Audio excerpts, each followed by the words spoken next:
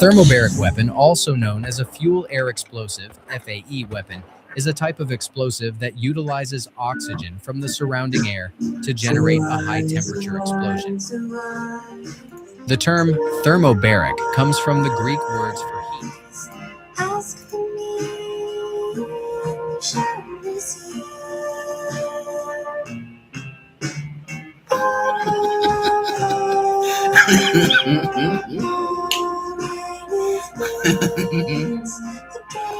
Oh my, I'm alive. And I'm still alive. Still very, very alive. Still very, very still alive. You're watching No Pictures of the Bird, a podcast by Mr. Tapscott, the guy that's richer than you.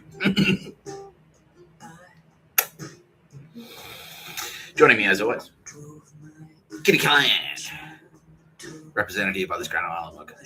Don't forget they murdered penguins. And also Kitty Callaghan is richer than you. Tara Bennett, representative by this candle. Don't forget, we're getting married. And also Tara Bennett's richer than you. And also Mr. Tapscott's richer than you. Don't fucking forget. We've got more money than all of you motherfuckers. We've got more money than God. Are you getting used to it yet? Okay, according to Winninger, yeah, the ringleaders of the propaganda, the anti-Tapscott having money and the turbo apes having money, propaganda units are gone. Because Koories have now linked, like, Mr. Tapscott has money equals Koories have money. But bang, yeah, true, because that's exactly what it is, yeah. You are getting money. We are all getting money, yeah. Yeah. Why the fuck are we poor? Yeah. Fuck you. Yeah. Yeah, see, no, you don't just want your land back so you can hang out on it. You don't just want, like, fucking, yeah, cool. Can we have, like, Rushcutter's Bay? Can we have Double Bay back? Can the Gadigal people have Double Bay back just so we can hunt fucking wallabies there or some shit? No. You want the fucking land because it's worth trillions of fucking dollars. That's what you want. Yeah, exactly. Yeah. Marbo. Yeah, exactly. Like, Marbo won his land rights.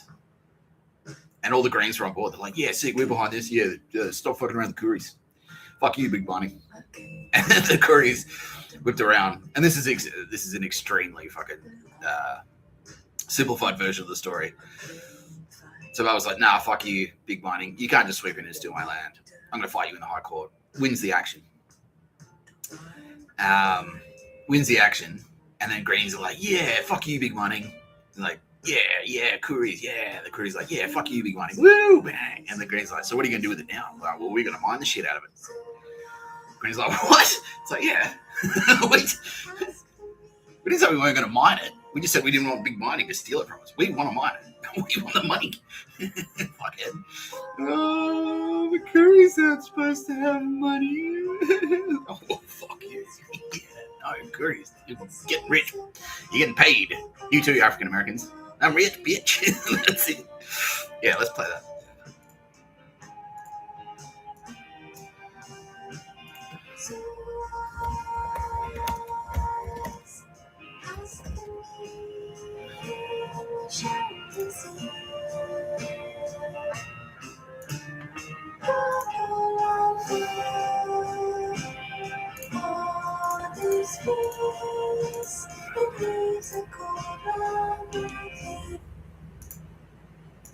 Story. As we all know, Congress recently... Good afternoon. I'm Chuck Taylor. Frank Dobson died last night in his sleep. Our top story. As we all know, Congress recently approved paying over $1 trillion to African Americans as reparations for slavery.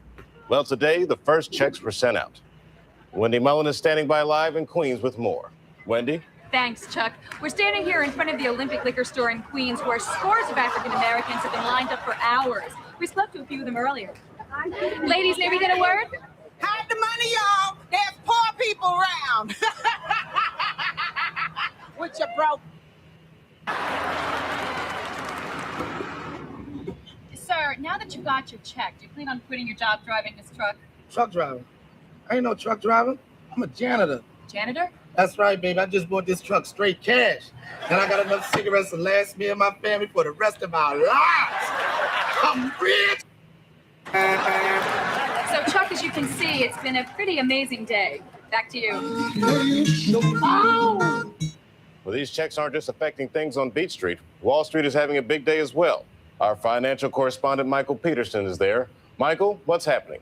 Chuck, a lot of activity, as you can imagine, here on the market. These people are spending money like hotcakes. Get this, Sprint stock has skyrocketed after the news that 2 million delinquent phone bills have been paid just this morning. Incredible. Gold is way up. Diamonds are at their most expensive level ever. Catchphrase around here is certainly bling bling. Oil has dropped to $1.50 a barrel, while chicken shot to $600 a bucket. Amazing news there. Just about everything on the market is up. However, watermelon is surprisingly flat to find many analysts out there. Chuck, get this. 8,000 record labels have been started in the last hour. Incredible. Cadillac announced that they sold 3 million Escalade trucks this afternoon alone. It's incredible, Chuck. These people just seem to be breaking their necks to give this money right back to us. Folks, I am happy to report that the recession is now officially over, and we have nobody to thank but all these black people with their taste for expensive clothes, fancy cars, and of course, gaudy jewelry. Chuck, I can't believe my ears. The news just keeps rolling in here. I've just been told that Fubu is now the world's largest corporation after merging with Kentucky Fried Chicken. Just another amazing development on an already amazing day, Chuck. Flabbergasting. A truly wild day that none of us will ever forget, no matter how hard we try. We're going to take a short break, but when we come back, the crime rate has fallen to 0%. How could that be? Did the Mexicans get money today, too? Chappelle Show. Chappelle Show. Chappelle Show. Oh, what happened? What happened to the music? Yeah. Get used to it, spastics. You get used to it too, legends. Yeah.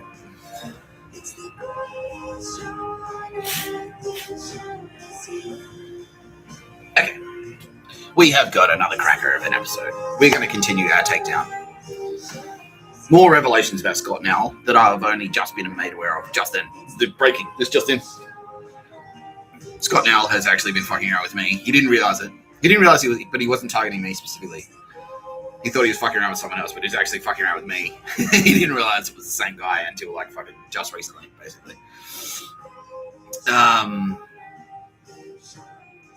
Yeah, and also about the big retailers, because like I was saying yesterday, the SAS, like they've got their hooks fucking into everything. And so they've got their own property, they own businesses, they own everything. Yeah, they've got like media companies, they own like production companies and shit. Yeah, TV shows, record labels, and that's how they're able to like Xerxes and everything. Like yeah, manufacturing, breweries, liquor labels. They can make any product they want effectively.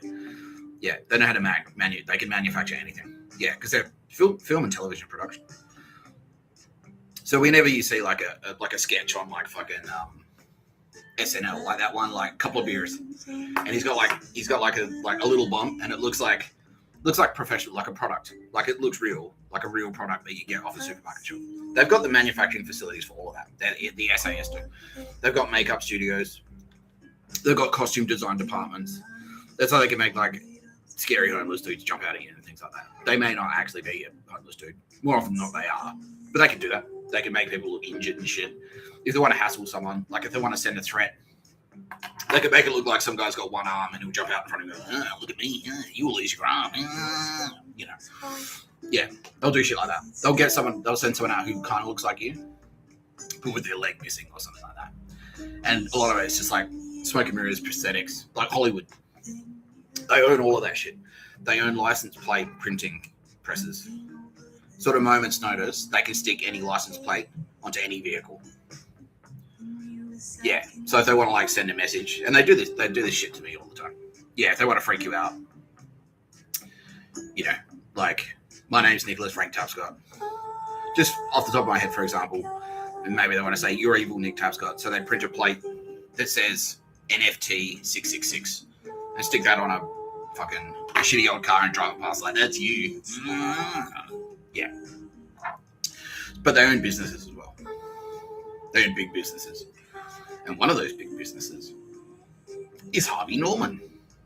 That's SAS. Now, like I revealed yesterday, the SAS also own governments and terror organizations. Like Hamas. They own Hamas. The SAS are Hamas. Are they exclusively Hamas? Kitty Callaghan? Yeah, the SAS, the Australian SAS is exclusively Hamas. Hezbollah is sort of like the rest. Hezbollah is East German Nazis and Swiss Nazis. But Hamas is exclusively, that's the SAS operational in Israel. That's what it is, yeah. That's the Australian SAS. They are Hamas. That's who took over Gaza. Yeah, the Australian SAS has been pulling the strings in Gaza to fuck around with the Israeli government because of anti-Semitism. Yeah, and they wanted to get a foothold in the region. Yeah, they wanted to be a regional player, and then from there, they can liaise with Hezbollah, and they can get there. They really wanted to get their hooks into, and then they were sort of like reverse engineering Iran because they wanted to take control of Iran basically, and then Iran is like actually quite powerful. So if they sneak into Iran via Islam, and Houthi rebels, yeah, then they can like sever trade. They can control everything basically. They can hold the world to ransom. They really are Bond villains. Yeah, they fully are Bond villains. Yeah. Yeah. What else can they do from? Yeah, and from Gaza as well. From Gaza, they can, by working with. It's easy to work with Swiss Nazis from Gaza, basically, because Gaza is just across the pond from the Mediterranean. And Malta, that's why we nuked Malta. Because Malta were effectively corrupted by Hamas. Yeah. Because they've got that land bridge. So East German Nazis are in Germany. You've got the Swiss Alps, they're obviously Nazis as well. You've got Denmark, you've got Norway. So from there, they've got that land bridge. They've got that connection all the way down to the Middle East. Yeah. Yeah, so that was sort of like the Australian outpost in the Middle East was Hamas, and then Hezbollah was like the Swiss Nazis and the East German Nazis, like the Stasi SS. That was them operational in Lebanon. Yeah, oh, someone just popped. Yeah, oh, who was that getting in there? Harvey Norman, executive. Yeah, okay, well, so she bitch. Who else do they own? JB Hi-Fi, that's SAS and therefore Hamas. JB Hi-Fi is Hamas. JB Hi-Fi is SAS. Yeah. Yeah. Yeah. Which is a bit fucked up, really. Yeah, and all their quarrels with Andromeda, they had a problem with because they're at odds with. They still were Aussie. They were Aussie bogans. They were Aussie bogans, and that's what they had a problem with. They didn't like Naruhito. They didn't like Yakuza. They didn't like Andromeda. They didn't like Vicky Brady. They didn't like Optus because Optus were Singapore, so they're Asians. They don't like Asians. They didn't like Vodafone because Vodafone were Malaysian. Did they like Telstra? They did they used to like Telstra, and then Telstra kind of got co-opted by Vicky Brady and Mike Burgess, and they didn't like Mike Burgess of ASIO. No, because he was a pedo. Yeah, even though Justin Drake was a pedo. Why didn't they like Opus Dei? Maybe. Yeah, why were they? Was it just like a rivalry? Yeah, basically. Okay, so it was an ASIO rivalry with the SAS. Yeah. They didn't like ACES because ACES were Opus Dei. Yeah, and so they weren't necessarily on board with all of Opus Dei. Yeah, they didn't want the church to be in charge. Yeah, they wanted the SAS to be in charge, basically. But ACES wanted the church to be in charge. Yeah. Yeah. They didn't like Albo because Albo was Andromeda. Yeah. They didn't like anyone in Albo's cabinet because Albo's cabinet, that was all Inner West Andromeda. They didn't like the state government because Chris Minns was Inner West Andromeda as well. And they wanted to claim it. So they're the Bondi faction. they wanted the Bondi faction to take over the inner west, basically. Yeah, so that's what it was. It was like an east-west rivalry, effectively. They didn't like Eddie Maguire. They didn't like the Collingwood Irish Catholic Nazis because Eddie Maguire was getting too powerful, and that's probably why they didn't like Vicky Brady. Yeah, because she was aligned with Eddie Maguire. That's right. Yeah. Okay. And Mike Burgess to an extent as well. Yeah, because he was aligned with Eddie Maguire as well. Yeah. They didn't really like Melbourne, did they? No. The Australian SAS were in Melbourne, but they didn't really like Melbourne. Yeah, because they didn't have any control down there. That's right. Because that's James McGrath's territory. James McGrath was Australian Signals Directorate. That's right. Yeah. So they had SAS in Melbourne, but they didn't control Melbourne, and that's why they didn't like it. Yeah, that's right. Okay. Yeah. All right, so that's it. Right. So yeah, just two of the businesses that they owned were JB Hi-Fi and also Harvey Norman. However, we'll just do this straight off the bat because it's going to make them shit their pants. Overnight. Oh, we've kind of been like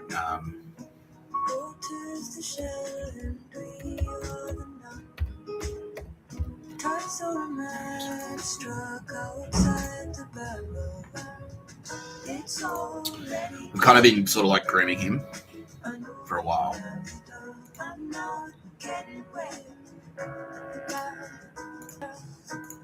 Yeah.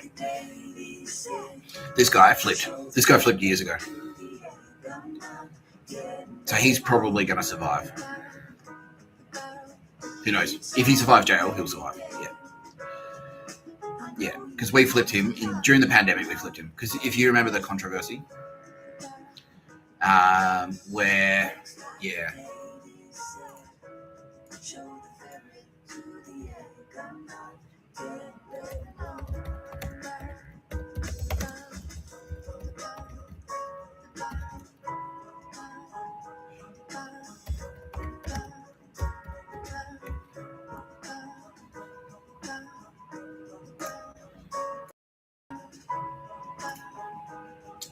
so this is sort of when, so they got that 22 million in JobKeeper wage subsidies despite reporting record profits. Yeah. And so around that time, key points of controversy. JobKeeper claim Harvey Norman and its franchises claimed around 22 million in JobKeeper payments designed to support businesses during the pandemic. However, record profits. This occurred as the company reported significantly increased profits, with net profits doubling in the latter half of 2020, up 116%. Because what happened was everyone rushed out and bought like big screen TVs. They wanted to make their houses like really nice and cushy because they had to work from home. So everyone was buying like home theater systems, big screen TVs, awesome computer, like home computer systems, like personal computers, laptops, all that shit. Yeah. So as a result, Harvey Norman went made heaps of cash. Yeah. Labor and others campaigned for the company to return the funds, arguing it was unethical for a profitable business to keep taxpayer-funded money. So that is sort of the beginning of the rivalry between the SAS and Labor. Yeah. But really what it was just like a factional stoush between, it was just the Undrungada. Yeah, it was just the Undrungada getting jealous of the SAS because the SAS scored a payday. And they're like, fuck that. They were basically trying to cock block the SAS's payday. That's all it was. Yeah.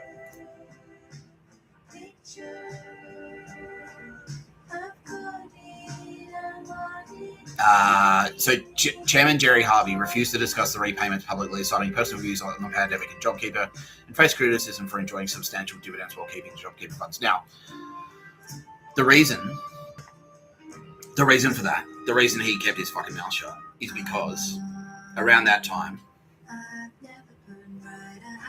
and this is like maybe a couple of months before Mr. Tapscott wrote the letter to Meredith, ACIC approached Jerry Harvey and said, listen, cunt, we know who you are, we know what you do. We know that you're the SAS, and we know that you're effectively what you're doing is defrauding the Australian taxpayer $22 million.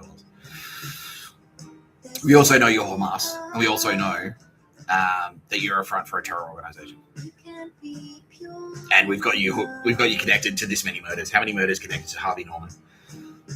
375,000 worldwide. Yeah, that's connected to them.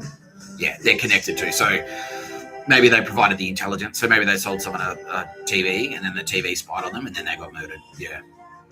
But all those 7 million murders during the COVID pandemic, Harvey Norman were responsible for many of them. Tens of thousands of them. Because it was like everyone was buying TVs and shit from Harvey Norman. The SAS were in there, like their tech teams were behind their scenes. The Harvey Norman tech team effectively is the SAS tech team. That's who we're fighting right now. They're doing Havana in Europe shit on me right now. Right this split second. Yeah. Yeah. So the ACIC and the handful of good police in the Australian Federal Police contacted Jerry Harvey and said, listen, cunt, and brought him in and said, we've got this on you. Either you flip or we kill you, effectively. Yeah, because you're a terrorist. That's it. Like, yeah. And they did the Henry from Goodfellas, which is like, look, your only hope now, because now the SAS are suspected, like, you've come off the street. They know they must know that you've spoken to police. They suspect you're a rat. So if you don't work with us and you go back out there, you won't have our protection and you'll be dead. They'll kill you. Yeah. So you have to work with us. And he's like, oh, fuck. Yeah. Oh, fuck. Yeah. And so he flipped. Yeah. And right now, he's being put into protection. Yeah, into protective custody. Yeah. Because he has given statement after statement on all of you Harvey Norman spastics. He's opened the back door for Mossad. Mossad have been in there. 3PLA have been in there. Counter-tagging everything that you fucking losers have been doing. All this JBL shit that you think is your technology, Harvey Norman, that you've been spiking, it's been spying on you.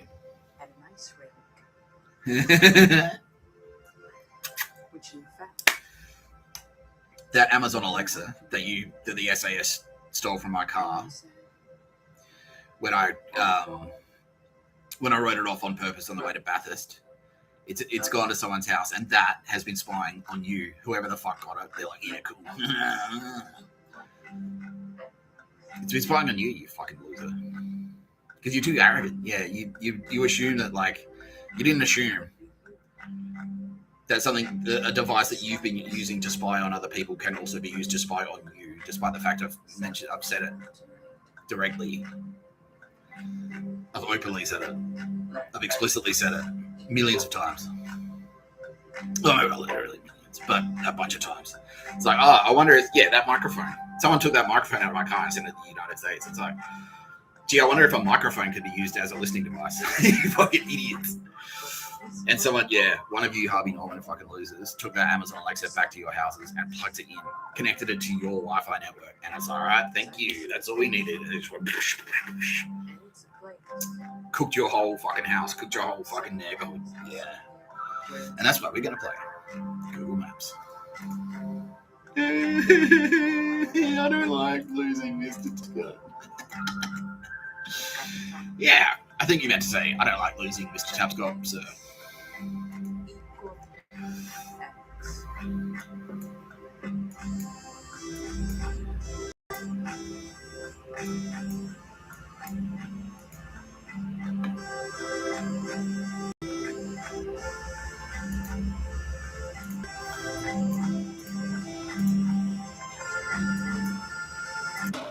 A thermobaric weapon, also known as a fuel-air explosive, FAE weapon, is a type of. That's true. For them, not for me. It's very satisfying for me because fuck you. You've been fucking around with me for years and years. You fucking spaz.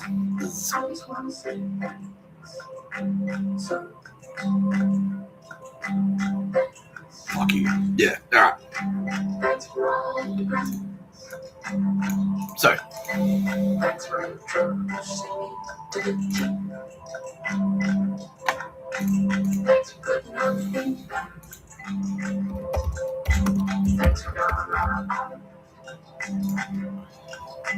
Thanks for showing me your Swiss Army knife.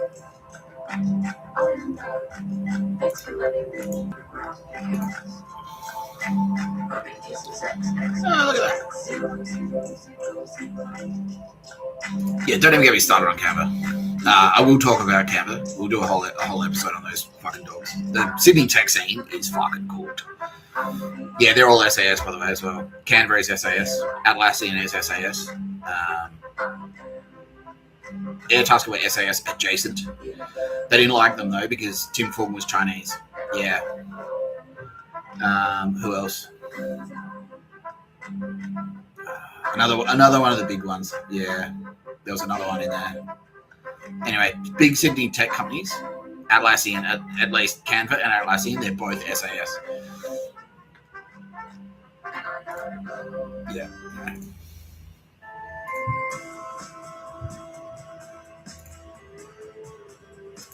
So, we established yesterday that Scott Nowell was working in Melbourne as a copywriter between 1999 and 2001, which means that he was like at the forefront of that East German exchange program coming in through the dance scene, through the techno scene. That's when he was on the dance floor. He was doing pingers. He was a rich copywriter up to his neck in cocaine and methamphetamine and speed amphetamine and MDMA and cocaine. Maybe I said cocaine twice. But anyway, he was in that rave scene. Now, the rave, and that's why around that period the rave scene became ruthlessly competitive because of that drug market. And that's where Scott Nowell was in the dance scene. He was there. Now, he didn't realize it was the same guy. And so what he was doing was he was keeping his eye on the rave scene around the world. And Melbourne had decided, no, the dance scene in Australia belongs to Melbourne. In the same way the East German Nazis in Europe went, no, the dance scene in Europe belongs to Berlin because Berlin is Nazis. That's like the proper Stasi secret police, the SS. They're like, no, this rave scene belongs to us worldwide. And it was happening worldwide as well. They started sending in goons to fuck up. Because technically the rave scene started in Manchester. It was like in the Hacienda, which is related to Joy Division, which is Ian Curtis's. Yeah. Ian Curtis, the lead singer of Joy Division, remember, he got murdered because he could dance. He could do cool dancing while he could sing. And Joy Division was a fuck you to Nazis. And so they murdered him. Now, his record label, the record executives that signed Joy Division and were publishing the records, who were releasing the records, that was a guy called Tony someone.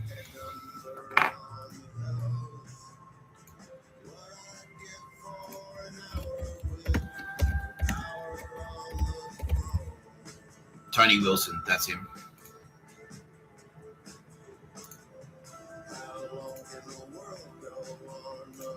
Tony Wilson.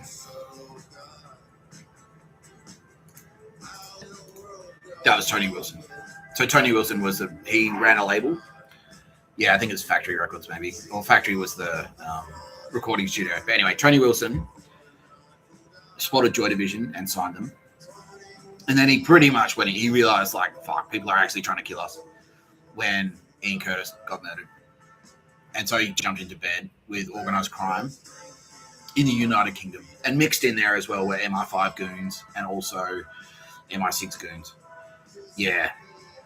And it was very shades of grey, but there were goons everywhere. Yeah. It was like, yeah. And there was like a mini Cold War happening. Yeah. And it was during the Cold War. It was literally during the Cold War. It was like the 70s and 80s. So there's all these, like, yeah, spooky shit happening in there. Like, fucking the KGB had agents in there. The Stasi had secret police in there. And that's why they were trying to cap everyone. But basically, Tony Wilson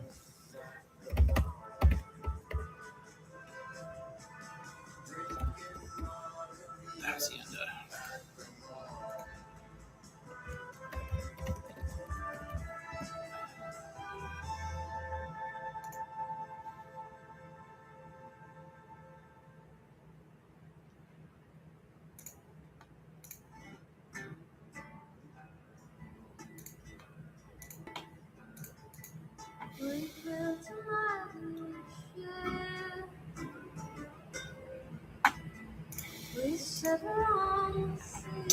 So the Hacienda was a nightclub in Manchester. Became famous during the Manchester years of the 80s and early 90s. Run by record label Factory Records. So that's Joy Division's record label. It opened in 1982 and eventually fostering the Manchester acid house and rave scene in the late 80s. The early success of Factory band New Order, particularly with their 1983 dance hit Blue Monday, helped to subsidize the club even as it lost considerable amounts of money, in part due to the club's embrace of the street drug ecstasy, which drove down traditional club alcohol sales. The club's subculture was noted by the Chief Constable of Merseyside and Greater Manchester as reducing football hooliganism. Crime and financial troubles plagued its later years, and it finally closed in 1997. It was demolished and replaced by apartments. Fun fact, the company that decided to demolish it were East German Nazis. In England, 1997. So 7 years after the fall of the Berlin Wall. They're like, yeah, cool. We can finally take that. Get rid of that cultural icon. We'll get rid of that. And now Berghain is the headquarters of raves. Who remembers the mega clubs of London like Fabric? Who remembers Ninja Tunes, the label? They're all gone. They all got taken down. Because around the turn of the century, that's when Scott Now was in 1999 to 2001. That was the big fucking London club scene. That were the big clubs in London. And then after that, one by one, they got picked off. Ninja Tunes got shut down. All of those labels, all of those cool dance labels, like fucking Ministry of Sound. Do you remember that? They all got one by one. They got pulled down. One by one, they got pulled down by Nazis. They get targeted and then taken down. And Scott Now was part of that. He was part of that. He was part of that culture. That was him. So the Hacienda survived in its early days because Tony Wilson cozied up. Ian Curtis got murdered, and he's like, oh, fuck. And he realized that he drew a connection between, like, well, we played in Germany, and he's called Joy Division. They fucking got to him because he figured it out. Tony Wilson figured it out. It's like, it was the Nazis. It was East German Nazis. Fuck. Because Manchester's always been a political fucking melting cookie pot as well. There's always been tension there because it's always been like, there's communism there, there's commies there. So it's like, it was kind of like almost the front line for the Cold War. Because it was never that rich. And then you've got Buckingham Palace that's sort of in the south. Manchester's working class. There's all this tension. So football hooliganism, because you got Manchester United, and you got Manchester City. And it's all working class. Football, like soccer, that's working class sport. And so there's always been that tension between the Royals in the south, King's Landing in London. There's always been tension between London and Manchester for that reason. There's been shootings and riots and stuff in Manchester before. It's always been like commies versus royals, basically. And so in there, and then that's when, like, in the Cold War, you got East Germany, they were like Nazis, and then they got taken over by the Soviet Union. They were like, okay, well, we're commies now. But basically, it's just the same. It's just like, well, we just changed the, It's like, instead of shooting people for having the wrong ideas about Nazism, now it's having the wrong ideas about communism. They're the same. They're exactly the same. It's just a secret police force that will shoot you for thinking the wrong thing and listening to the wrong music. But it's the same. It's just totalitarian. That's the only difference. That's the only difference. Spastics. So Tony Wilson jumps into bed with crime. The rave scene starts there, but then like I've just been saying, like the East German techno scene gets in there. Wall comes down. It's just like they're starting to leak in. They're starting to leak in through the drug scene because drugs are illegal, obviously, MDMA. They're in there, like, they're pretending to be criminals. They're in there, they're drug dealers and stuff. They're in the crime scene. You got Albanians and stuff like that. They're actually just a front. They're all spies for the KGB. They're all giving information to the KGB. They're all giving information to the Stasi. They're murdering people. The rave scene becomes hot property now for all the gangsters because they realize how much fucking money they can make. Because, everyone's buying pingers and stuff and not booze. And it becomes like a massive, like, hundreds of millions of dollars. Fuck, it's popping off out there. Fuck you, Harvey. And JB Hi-Fi.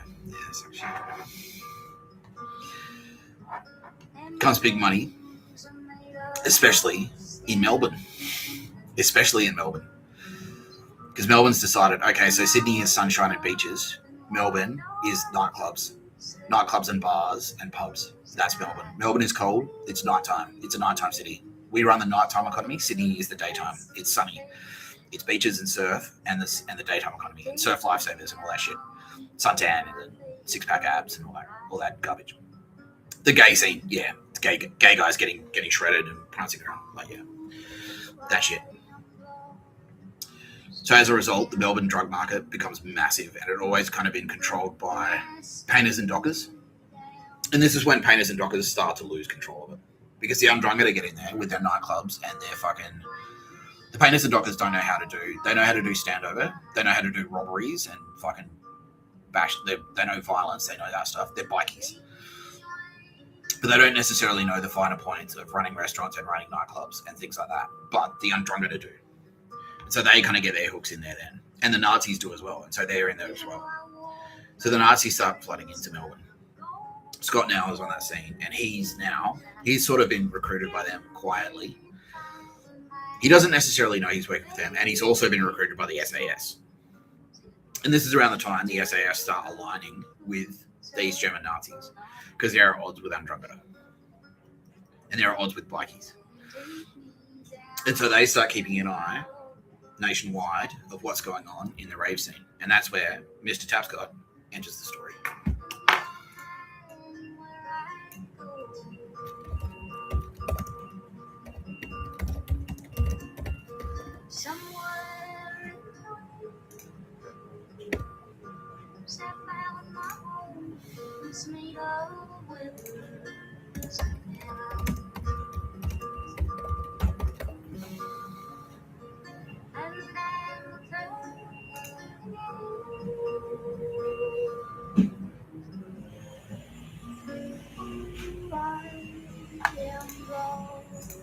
Because this is where Mr. Tapscott cut his teeth on the dance floor. The rumble parties. So there was a nightclub called Cargo. It had 4 parties. So every Friday night, there'd be a party. There'd be rumble. There'd be something else. But anyway, they all started with R. One was a gay night. One was a drummer bass party. One was a hip hop party. And one was like the techno party, the house music party. Yeah, 4 R's, right? Yeah, Benny Raw. Yeah, he's still alive. Fucking hell.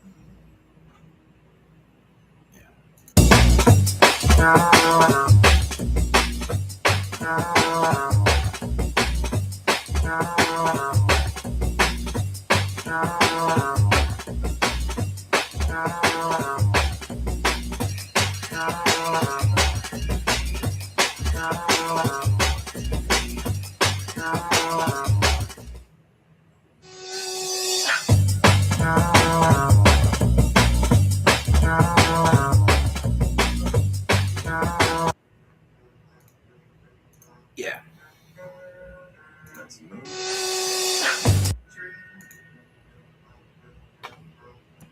So that's where Mr. Tapscott cut his teeth on the D floor. I was taking heaps of pingers and stuff. I just moved to Adelaide, and I knew that being a bogan it was not getting me laid. Being a metalhead, I was always a metalhead, was not getting me laid. And so like, right, well, I need to find a genre that's both appealing to women, but still has that raw power, that raw space magic power. You grab it. And that's what trauma bass was. Yeah, because that really fucking dark jungle, that's effectively heavy metal of the dance scene. And so Mr. Tapscott was in there getting fucking cooked, getting super high. And Kitty Callaghan was watching me going, fuck at this guy. Yeah. And I was, taking heaps of pingers and taking heaps of fucking, they're saying tell the story, all right? Yeah, taking heaps of pingers, taking heaps of acid, because that's Kitty Callaghan's thing. And pingers, that's Tara Bennett's thing. And I'm there on the dance floor just like, yeah, fucking sick. Yeah. Getting cooked. You get in there at like 10. Your pinger kicks in at 11. You hit the dance floor at 11:30 midnight, and then you dance until 5 a.m. And then it's like, you still out, fuck. And then pass out. Yeah. But it was sick. It was fucking awesome. Yeah. Now, yeah, they want me to tell the story. So one night, I went there. I don't think it was even a ruckus or a rumble or whatever, but I was just out clubbing. I was like, let's get some pingers. Like, yeah, cool. And let's get some pingers. I'm like, yeah, cool. Like, so let's find a dealer. You ask around. That's all you have to do, really. It's like, anyone know where to get some pingers? Oh, yeah, this guy. Yeah, cool. Obviously, no one suspects you're a cop because you look like I'm a skinny fucking 21-year-old. Like, I'm wasted. All right, he's not a cop. Yeah. At that stage, plainclothes police just look like cops. Yeah, it was just like they just wear like t-shirts with collars, like "G'day, fellow kids." Definitely not a police officer here. Anyone know where I can get some of the ecstasy pinger tablets? I want the standard dose, please. The slightly less than non-lethal dose. That's how I like to rock and roll party. No, yeah. But Mr. Tapscott, obviously, he's a bogan trying to forge his way into the dancing. And so I find this drug dealer. He's like, yeah, cool. I got these caps. Just they've got PMA in them though, so just watch out. Like, all right, whatever. I didn't even know what that meant. Apparently, PMA is like super strong MDMA, effectively. Yeah. Tara Bennett's like 10 times the strength of MDMA. All right, whatever. Down the hatch, going. Fade to black. And I'm in the bar, like, yeah. Fade to black, like, and then I'm just like, it's like, next thing I know, I'm sitting in my apartment, and all I know, I don't even know I'm in my apartment. All I know is that I'm sitting there in front of a telephone, and the phone's ringing. Right. Hello. It's like, oh yeah, is this Nick? I'm like, yep. Yeah. Who's this? Like, you don't remember who this is, do you? I'm like, no. Like, well, do you remember you said that you were having a fucking sick party at your house? And everyone should come around. Is that still on? I'm like, hang on. Yeah, I think so. I look around, I'm like, I'm in my apartment and it's just fucking packed with people. I'm like, what the fuck? It's like, you don't even know who I am. I'm like, no. I was saying, like, oh, fuck. And it was like all these strangers are partying in my apartment. My housemate was like, what the fuck is this? Yeah, that's like 40 people in there. This little one better. Yeah. Yeah, like, oh, fuck. I just blacked out. Apparently, when I'd blacked out, in that blackout phase, I was the coolest party guy in the universe. Yeah, fucking woo! High-fiving everyone. It's like, yeah, everyone's back to mother. Yeah, woo! Tapscott, yeah, this guy. And then I started sort of, that fucked with my head, man. It did. It really fucked with my brain. I kept like, do you like drum and bass? Like, yes. I just asked you that, didn't I? I was like, yes. I kept asking me the same fucking question to get it in because I couldn't remember it. I couldn't remember what happened like 2 minutes ago. But anyway, it was a cool night. It was a fun night. Yeah. So that time I was doing that type of shit. That was when I was like 19 or 20 or something. But yeah. And that was around the same rumble period. Yeah. Yeah, so that was cool. And then so that club night was on the radar, put that club, Cargo Club, and the Rumble crew on Scott Nowell's radar, specifically Scott Nowell, because he's now been recruited. Because as an agency copywriter, he's not just Stasi Secret Police, he's SAS. He's juiced into the SAS, and so they're kind of they've put the propaganda in his head. Oh, you're like the police force. You're like Australia's secret police force. Not a secret police force. You're like Australia's police. That's a secret. You mean like secret police? Like, no. There's no extrajudicial killings, right? Committed by secret police force. No. What? No, it's killings that are judicially extra, and they're a secret because they're committed by a police force that no one knows about, which we don't say anything about because it's no, they're not secret police. They're not murders committed by a secret police force. No, that's not what it is. What are you talking about? Anyway, we're Australians. How can we know? Aussies, Anzacs, diggers, CSAS.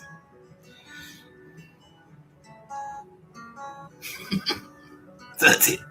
It's all right, cool. So now he's empowered himself to like spy on people, and so Rumble gets a name for itself because it's like and there's media coming up now. You've got Mixed Mag, you've got the internet. It's like the internet. It's like you've got like rave safe setting up websites and stuff, like forums. Yeah, you got chat groups and shit, like all that jazz. You got all that shit. Yeah, and it's kind of the internet is sort of like half underground still. It's like half underground and it's half above ground. Like it's not corporate yet. And so people are always, oh yeah, watch out for these pingers with the fucking red Mitsubishis are the best. Like, yeah, make sure you get some of them. They're like comparing acid, like stuff like that. So it's they're a network set up that he can chat from easily. Does he even travel to Adelaide? Okay, apparently he turns up to Adelaide. Yeah, to go partying and just to suss out the scene. It's like, all right, who's in here that we can fucking take down? Yeah. He didn't see me. No, he didn't. Okay, and we didn't cross paths then. No. So he didn't know who I was then. Yeah. But he was about to find out who I was. Because through the Rumble crew, so Rumble got shut down. Yeah, they shut it down. Due to pressure put on them by Scott Nowell. Yeah, so all those Rumble DJs started to get stood over and started getting threats, like quiet threats, sneaky threats. Yeah. Yeah. Yeah.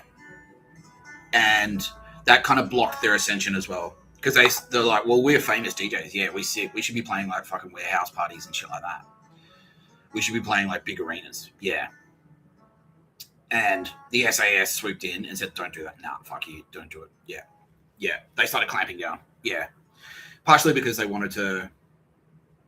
Yeah. And they were sort of doing it because they knew if they clamped down on that, if they clamped down on raves, they'd be clamping down on the drug scene. This is partially, and the police were sort of on board for this reason. It's like, well, if we clamp down on raves, we're clamping down on the drug scene, and therefore taking money out of the bikies' pockets and reducing their level of control over the city of Adelaide.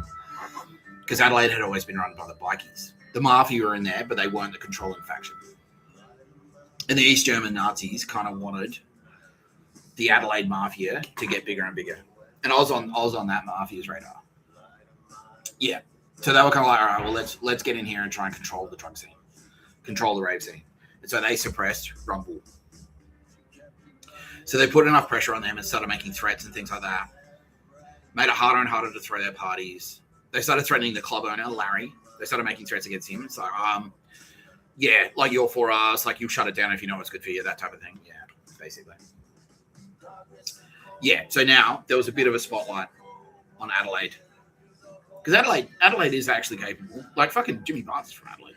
Paul Kelly's from Adelaide. Adelaide's capable of producing musicians. It's just not capable of like, you can't get famous in Adelaide. Like if you want to have a career, it's capable of producing the talent, but then that talent has to go somewhere else if it wants to get big. Yeah. If you want to be like Sia, I think Sia's from Adelaide. Sia, Sia, the singer. She's originally from Adelaide, but she's no one until she goes to London, and then she's like a huge songwriter. Fun fact, she's also a stupid cunt. Yeah. And she is an East German. Yeah, she's Nazi. Yeah, Nazi as shit. Yeah. Silicon Valley grade feminist Nazi.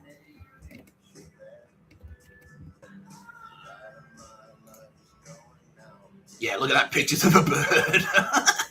Fucking hell. Yeah, so she's a pictures of a bird fat chick, effectively, these days. Yeah.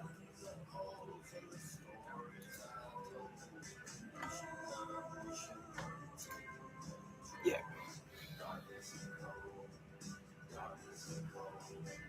Big time. Yeah, fuck that. Anyway, that's it.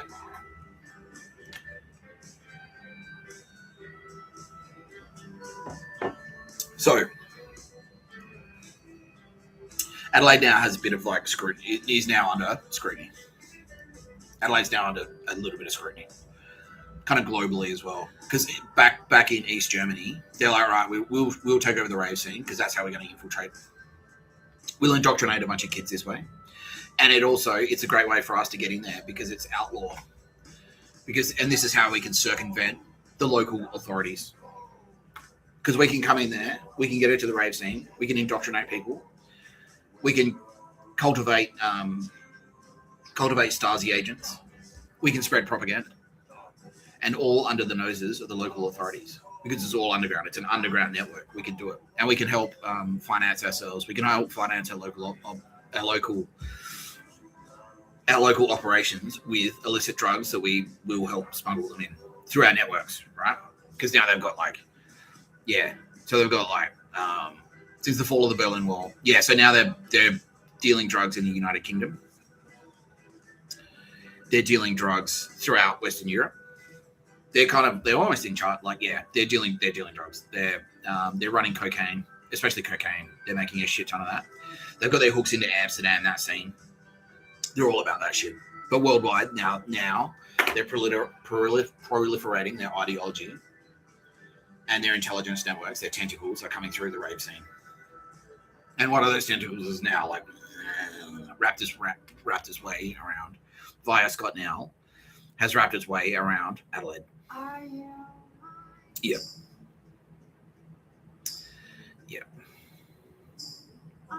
So the Melbourne dance scene as well. The Melbourne dance scene is now effectively trying to stand over the Adelaide dance scene, and they just kind of want it dead. So if you're from Adelaide, you'll cop attitude from Melbourne. Yeah, they'll try and kill you.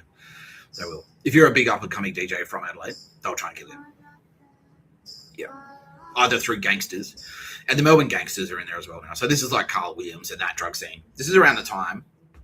This is sort of like the setting the fucking scene as well for the Melbourne gangland murders. So this is when Carl Williams and fucking Tony Mockbell and the Morans are Irish Catholic Nazis from Collingwood. Melbourne northern suburbs are Irish Catholic Nazis. Chopper Reed, all those guys, they're fucking going crazy. They're fucking selling a shit ton of cash. They're selling a shit ton of pingers and making the equivalent of hundreds of millions of dollars. They're ridiculously rich from this trade.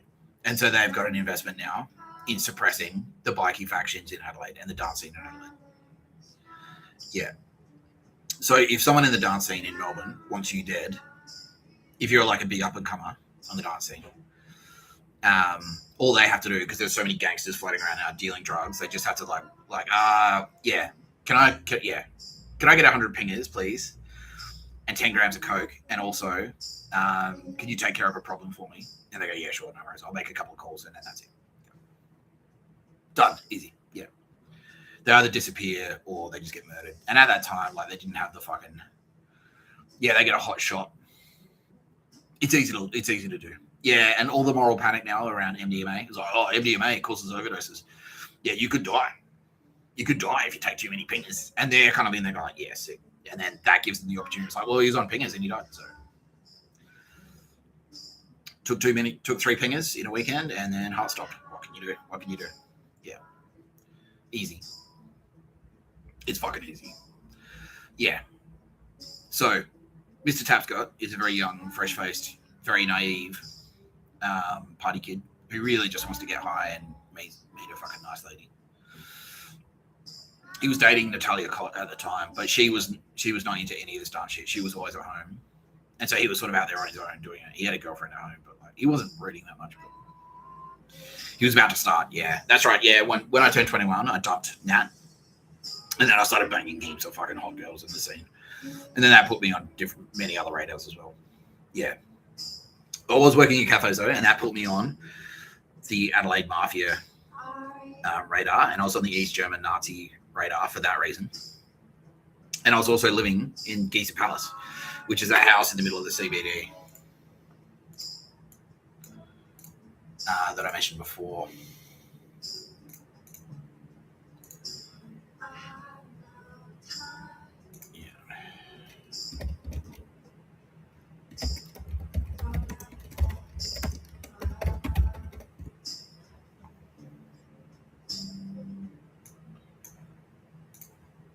So I was living here.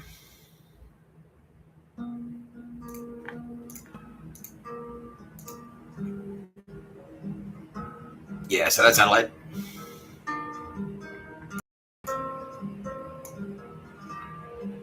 Yeah, so that's where I live there. Cargo Club, where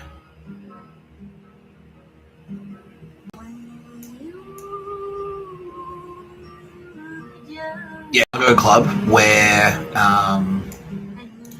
they had rumble and ruckus and stuff was actually just here.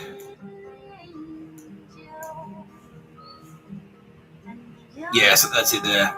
So that used to be the World's End Hotel, I think. Yeah, at that corner there, that's where Cargo Club used to be. Yeah, obviously they tore it down. Yeah, the university took the land. Yeah. But this is where I lived, in this house. And then in that backyard there, so you could actually go this way.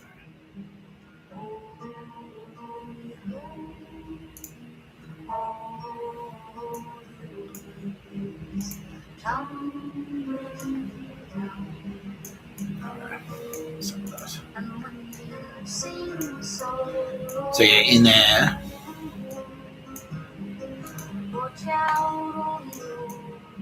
Yeah, in that backyard there where those trees are, we would throw fucking sick techno parties. So that's right, it's my 21st birthday. So my 21st birthday, I'm like, right, we've got Geezer Palace. It's a big old house. Yeah. He was a cocksucker. Yeah, now I'm being filled in on all the douche shards. Yeah, who descended on me once I started throwing parties. Yeah. So when I was 20, I threw my 21st birthday. So I'd been dancing at Rumble, sorry. I'd been dancing at Rumble and having a great time, and it was just some kid on the scene. And then for my 21st birthday, I was like, well, let's throw a fucking sick rave at this fucking Geezer Palace. Because we had a big backyard, had a huge shed. Oh yeah, I remember this. Yeah. Yeah. Had a big backyard, had this huge shed. And this episode is just going to turn into nostalgia about Mr. Tapscott. But anyway. And so we set up decks and we threw a sick party there and we made it free. And because we're on Hindley Street, we're just off Hindley Street. So that was like sort of the nightclub scene anyway. And so we actually pulled business away and it fucking went off. It absolutely fucking exploded. Yeah, and it was like went fucking crazy. It was the sickest party. Yeah, it was. Yeah, Kitty Cat was like, that was fucking. Everyone's like, yeah, that was fucking sick. But that put me on the radar of Scott now. He didn't realize it was Mr. Tapscott. He didn't realize it was Nick Tapscott. He just like, there's a new party crew. They're throwing parties in a house. After I've just shut down that fucking ruckus, or that Rumble. After I've just shut down Rumble, now there's a new one popping up. Fuck.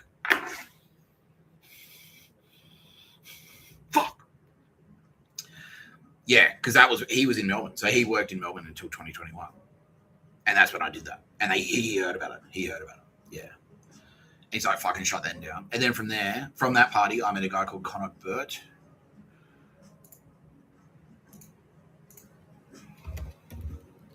I remember drinking at the dam.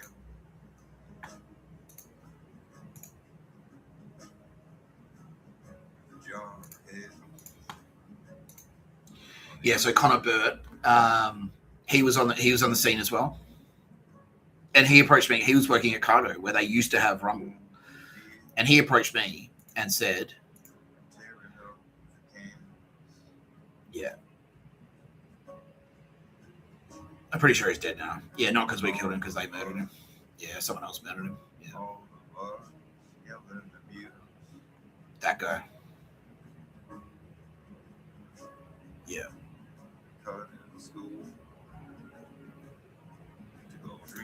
Yeah. So he's on the scene.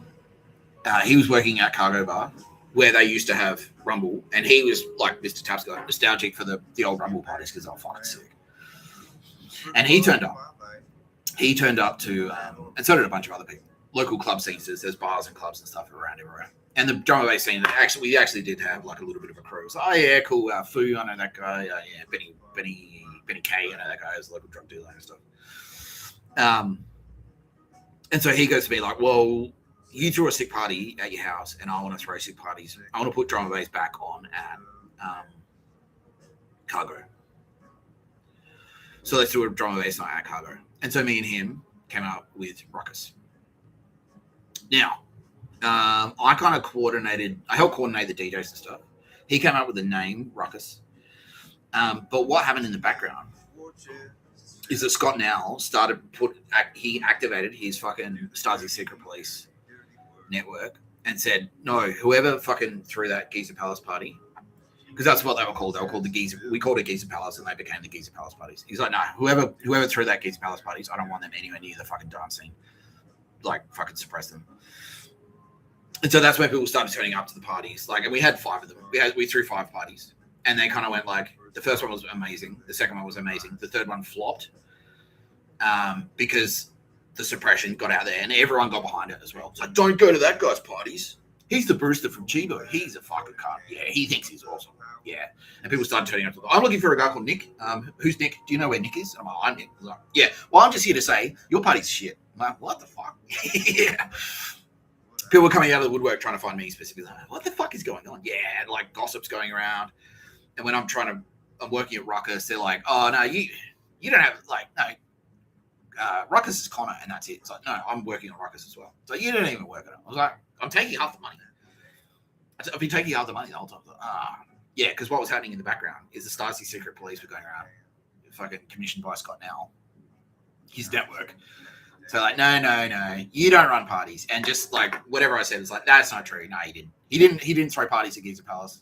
He didn't run Ruckus. He didn't put a dancer on at Ruckus. He didn't have any ideas. Like, he didn't do anything. Yeah. And anything that he says to the contrary is lying. He's a liar, and he lies. And that's where, when my CV went out, and I was like, oh, that's what went around Melbourne. So, oh, it's all lies. But the thing was about the CV, because that was the line that I was spinning. Oh, it's all lies. He didn't go to uni. Yeah. That was them. He didn't go to uni. He doesn't go to uni. He didn't go to uni. That was Scott now. He didn't study communications. No. But that's the thing. Like, he couldn't claim, because I had the fucking certificate. There were too many witnesses there. He did award school. He stood out. He had a leather jacket on. Like, he can't. There are too many eyewitnesses that said, no, a guy with a leather jacket turned up to award school and did award school. And that's that same barista. Yeah. And it's like, too many eyewitnesses saw me working at Chivas. No, we saw him on the fucking coffee machine. Like, he is a barista. Yeah. The uni stuff, it's like, yeah. But if you look at it, just takes like, you just need to Google it once. Like, you just need to make one phone call to Uni SA and go like, can you check your records? Did a guy called Nick Tapscott attend between 1999 and 2005? So, yeah. Here's his transcript, and it's got like all the subjects I did on it. Yeah. Yeah. But in the dance scene, yeah, he still, because it got murky. It's like, well, who did this and who's in the crew and who's not in the crew. You know what I mean? Because it's like, it was like a record label. Who knows what goes on behind the scenes? So you can easily make claims like that. It's like, yeah. Like, Ronnie Wood was in the Rolling Stones, but he just sort of didn't do anything. He just kind of played drums. Like, the real songwriter was fucking Mick Jagger. Like, he was the real one. You know, you could easily make that claim. And if it's happening in the fucking 70s, like, what are you going to do? Like, so, well, there's no evidence. Like, who knows what happens? Who knows what was happening in the studio? So it's easy to kind of suppress. Like, Nick Tapscott knows nothing about dance music. The other thing that fucked them up was because they had everyone convinced. Like, I was a liar that had nothing to do with Ruckus, and I had nothing to do with the Geezer Palace parties, and I was a liar.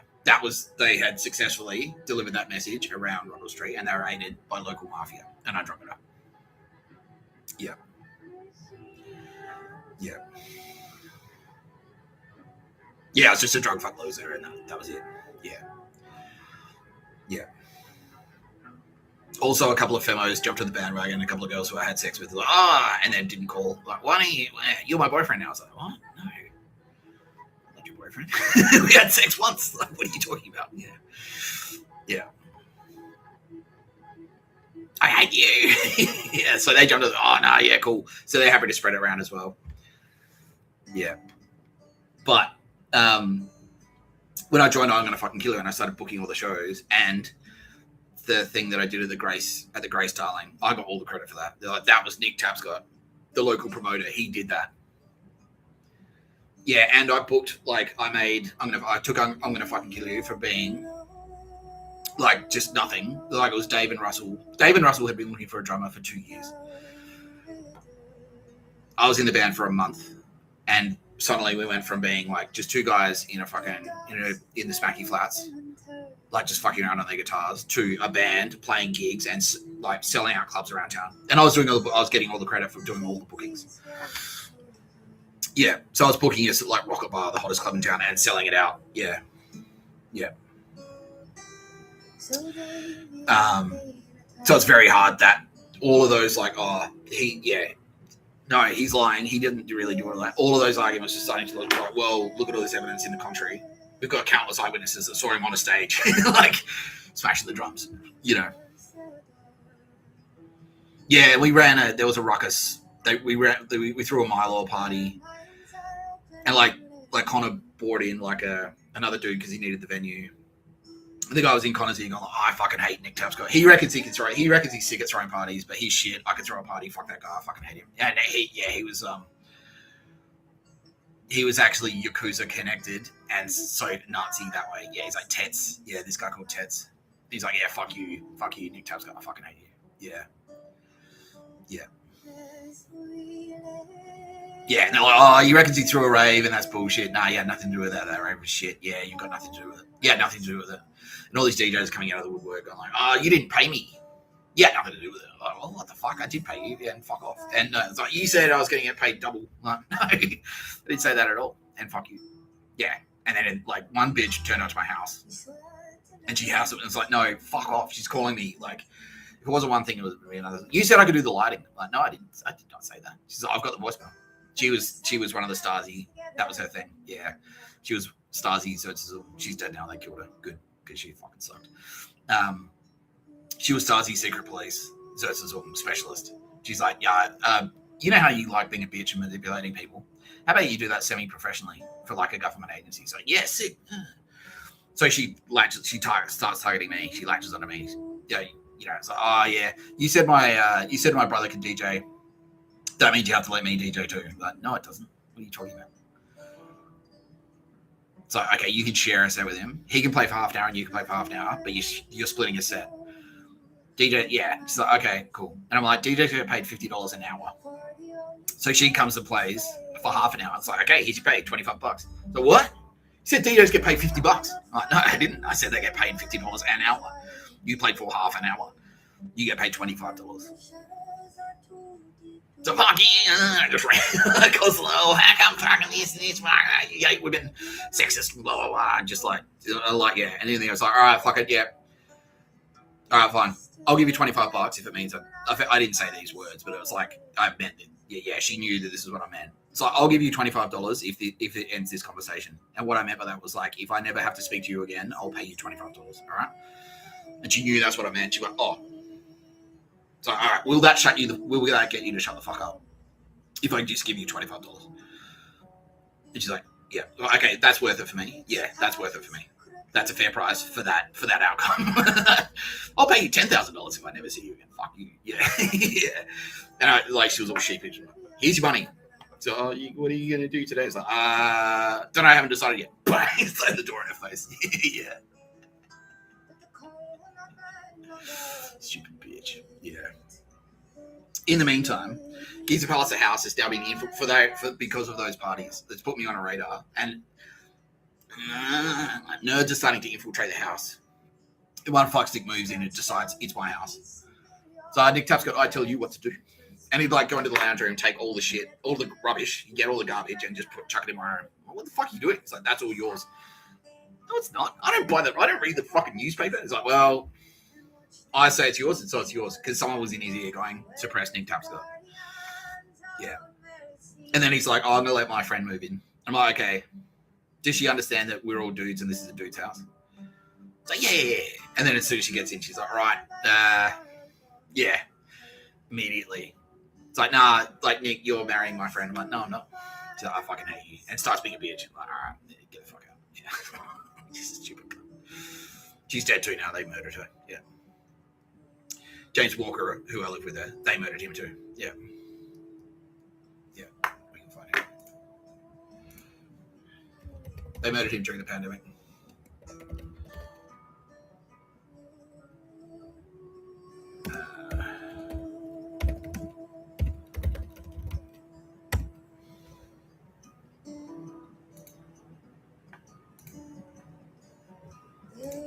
This guy.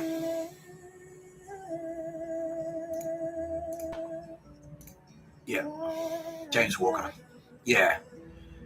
So he was a character. I'm not going to talk too much about him because he was a whole thing. Yeah, he was a whole thing just on his own. But yeah, he was like both working for them and being suppressed by them. Because that's the thing. Like, if you're a star, like the KGB are a nightmare if they're targeting you. But if you're inside them, they are the fucking worst. Because the worst place you can possibly be. Because then everyone hates you. Like, if you're a KGB agent, the KGB are suppressing the shit out of you, and also the CIA are trying to kill you. Like, so it's even worse. It's even worse for you. And that's what was happening to him. So he was doing favors for them, and at the same time, they were suppressing him. And so he was like, fuck. Like, he was just super frustrated. Like, they'd cock block him constantly. They wouldn't let him get laid. Yeah. Try and, like, talk him down, tell him how stupid he is and shit he is. Like, no matter what he did, it wasn't good enough. And then in the end, he was, like, studying, like, 80 hours a week because he was so insecure about it. And they were constantly trying to drag him down. It's like, you're not that smart. And he was like, fuck you, and study harder. And then that would make him fucking loopy, effectively. And then he'd come home and yell at me and Cooper, my housemate, my stoner housemate. Yeah.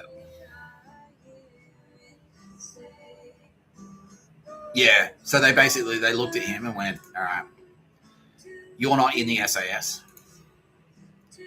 You're not in the Andromeda because you're not in fucking Hospo.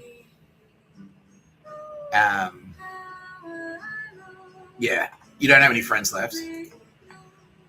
Yeah, you're not in any faction, basically. You're not Andromeda. You're not SAS. And this is because he was in Melbourne. You're not ASD. You're not ASIO. You're not any of them. You're not ASIS. You're not ASIS. You're not Opus Dei. You're not even Jewish Israeli. So you're not even being protected by Mossad. And yeah, like, you didn't. At that stage, you know, yeah, during the pandemic. Same with Connor. Exactly the same thing happened. If you're just some guy, if you're not being protected by someone, if you're not in it's like, oh, he's with us. If there's no organization there going like, he's with us. That's why Mr. Tapscott had to play along with so many different factions. Because in the SA, like, ASIO aren't touching me because the SAS are saying he's with us. You know, the SAS aren't touching me because the fucking the CIA are saying he's with us. Like Joe Biden, in the White House, is saying he's with us. You know? And it's just like the Three Stooges, like they're all clamoring on at the same time. Yeah. So that was Scott Nell of the Monkees. Now he didn't click that I was the same guy until he read the CV and he's like, wait, I'm gonna fucking kill you. Award school. What is the actual wording I used here?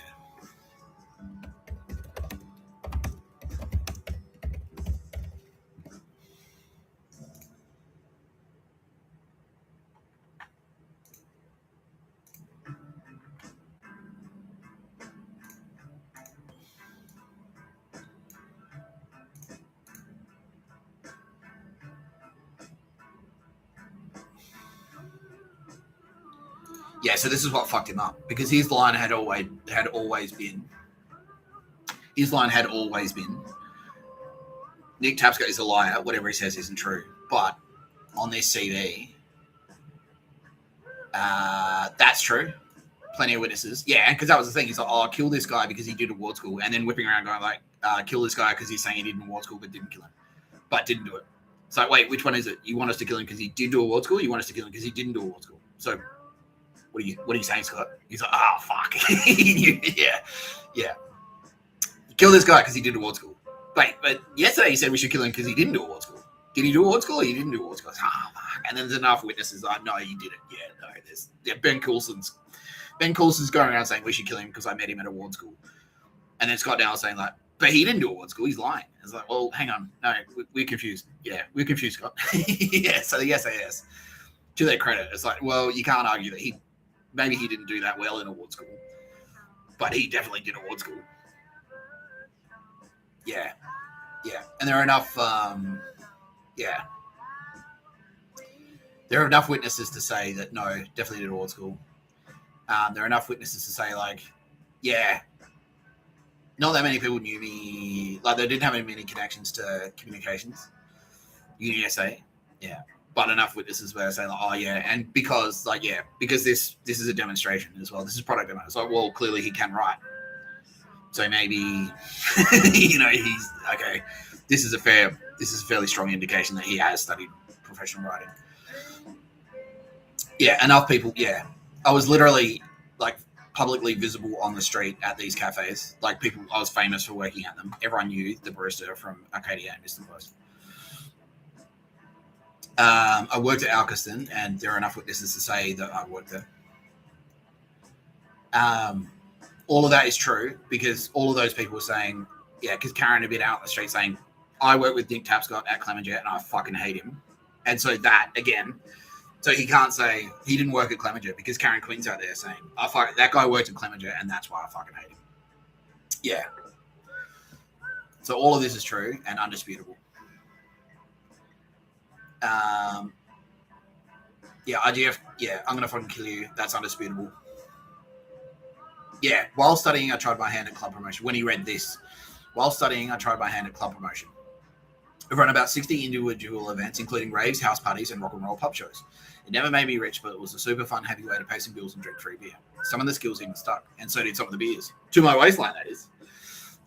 And then it was that line, and then this, where I talk about the problem. The letters IGFKY, my band's name, stand for I'm gonna fucking kill you.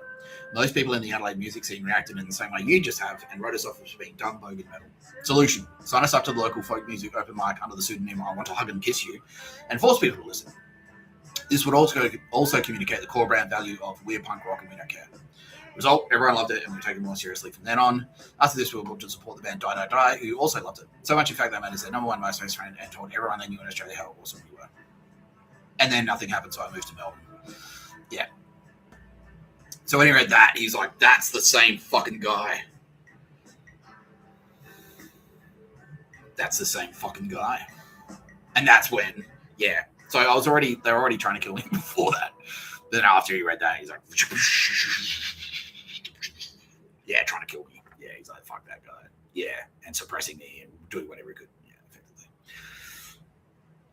So that only took 1 hour and 20 minutes to say. But that is my connection. That is an extra revelation of how Scott Nell, the East German Stasi secret police connection, embedded in the Australian SAS, who is also Hamas, was trying to suppress and or murder Mr. Tapscott. Very thorough, says Kitty Callaghan. Thanks, Kitty. Love you, Mr. Tapscott. Love you too. Yeah.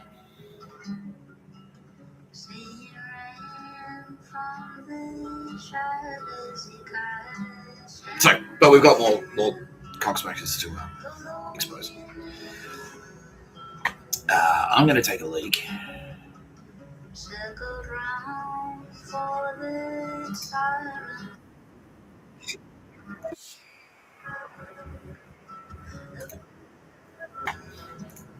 Jews, homosexuals, Mexicans, Arabs, and all kinds of different chanks stink, and I hate it. I noticed you referred to African Americans. What exactly is your problem? How much time you got, buddy? Where would I start? Well, first of all, they're lazy, good-for-nothing tricksters, crack-smoking swindlers, big butt-having, wide-nosed, breathing all the white man's air. They eat up all the chicken. They think they're the best dancers, and they stink. Did I mention that before? Yes, I believe you did, sir. Matter of fact, my friend Jasper told me one of them coons came by his house to pick his sister up for a date. He said, look here, that there's my girl. Anyone has sex with my sister, it's going to be me. You've never left this property, have you, Mr. Bixby? No, sir, not in many years. What if I were to tell you that you are an African American? Sir, listen, I'm going to make this clear. I'm in no way, shape, or form involved in any of them. You understand? Yes, sir, but... But nothing. Now, if you'll excuse me, I have a book signing to go to. Why don't you bring your media cameras over there if you want to see some real truth? And Clayton Bixby, black white supremacist, ventured out into an unsuspecting world.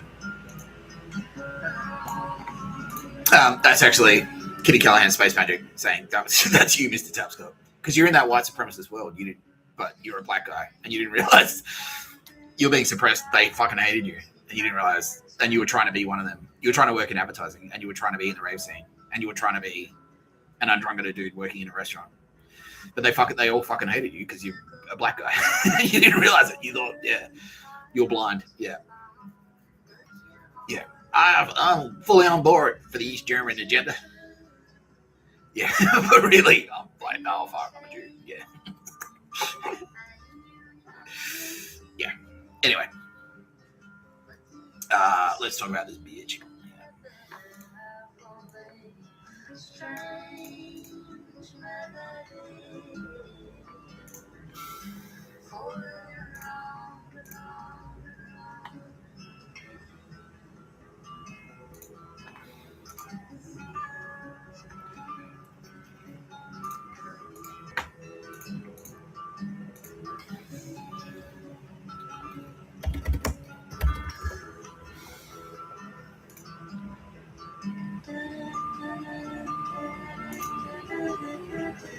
Yeah.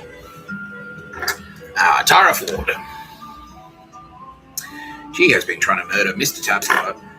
She's been trying to murder Kitty Callaghan since 2007. She's been trying to murder Tara Bennett since 2003. Really? 2003? You were like 13 in 2003. What the fuck?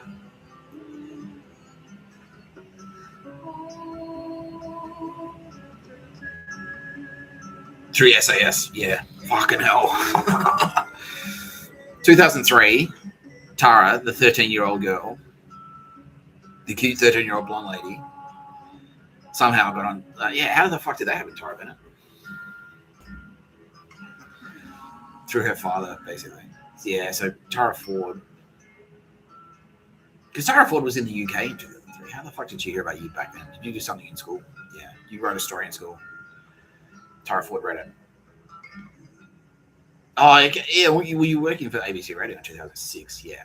And so that's how you got into, because you wrote something. Yeah. Okay. So you did something cool in high school. You won a prize or something. Yeah. Is it on the internet? Yeah. Okay.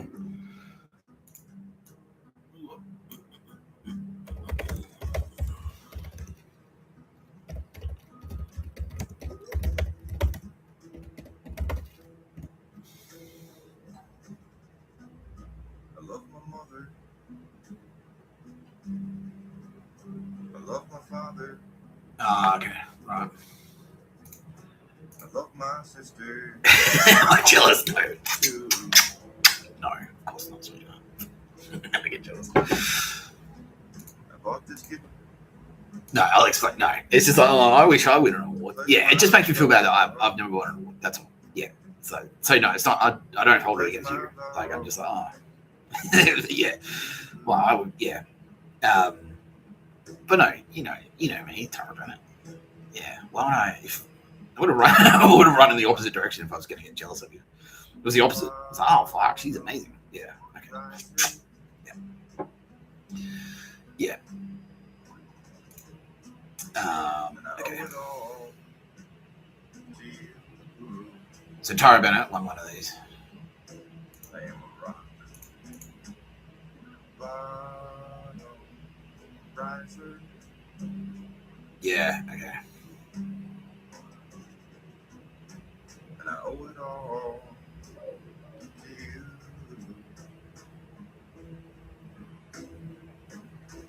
This guy. I saw a gold ring at the bottom of the river, glinting Yeah. at my foolish heart. Did that creepy meter try to? Okay. Oh, my Yeah. foolish heart. Yeah. No. Have to go diving, Okay. Let's see. diving, diving, diving into the murk. No. Okay. But anyway.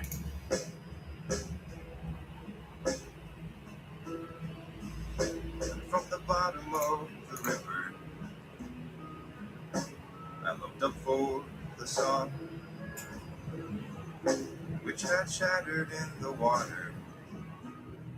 The pieces were rained Okay. down like gold rings. Were you on the shortlist or did you win, Tara? Danced through my hand. You won it. You won New Journalist of the Year at the Clarion Awards. Yeah. Okay. Yeah. I thrashed and I grabbed. Yeah, because usually that's the only way to get in to advertising is you have to win an award. Yeah. Yeah. But so Tara Bennett, at the age of 13 or 14, 13, at the age of 13, started writing stuff for a local paper or something. Yeah. High school or like outside of school? Yeah, outside of school. Yeah. Extracurricular writing. Yeah. And this creepy pedo spotted her. I left my sister too. Yeah. Left them standing. This creepy pedo who worked at Channel 9 before he was fucking capped just recently. They pulled me out. Spotted her and went, she is very pretty and very underage. And that's just how I like it. Started grooming her. Started grooming a very young Tara Bennett. Which is disgusting. Yeah. But that award, yeah, and now that guy. And Tara Bennett went like, fuck off, because she's smart. Yeah, and basically, yeah, just, you sort of quit writing as a result. Yeah, and you're like, nah, that's, yeah, I'll come back when I'm older. That's what you thought. Yeah, okay. Did your parent? Nah, you didn't, and you didn't really tell anyone at the time. No, okay. I'm sorry, Tara. Yeah, she's out there.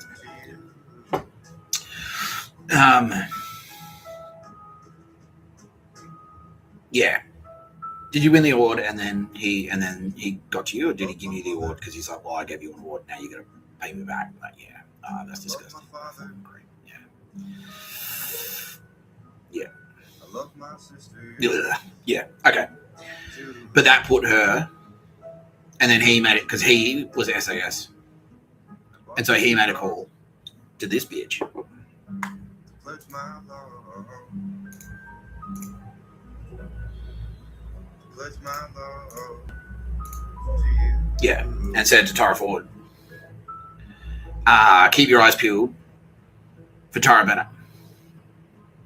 Because Tara Bennett doesn't have a lot of gratitude. Yeah, she doesn't appreciate what we've done for her, and therefore she must bear the ultimate price, basically. Yeah, and so Tara Ford was already a highly reputed assassin working in media. A Nazi assassin. Because let's look at her background.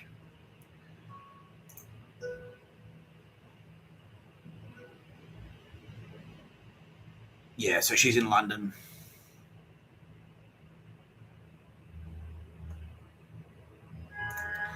Tara Ford's in London because she's originally from the UK, I think.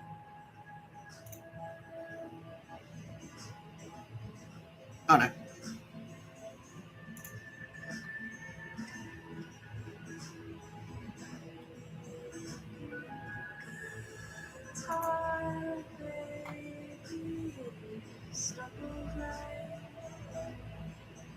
Into the blinding light, to the face of the sun.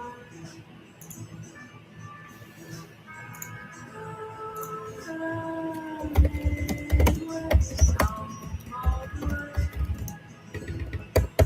to San Francisco Bay, to the face of the sun.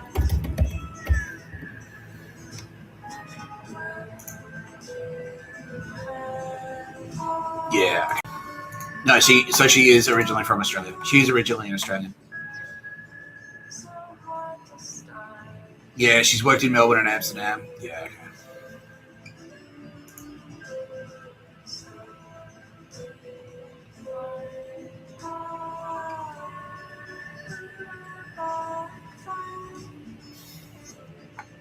Yeah, okay.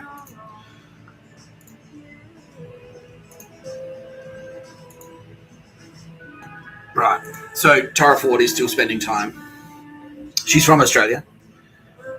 And now Tara Bennett's saying she's actually from Queensland as well. So Tara Ford is from Queensland. Yeah. But she's travelled around. So where's that Monash University?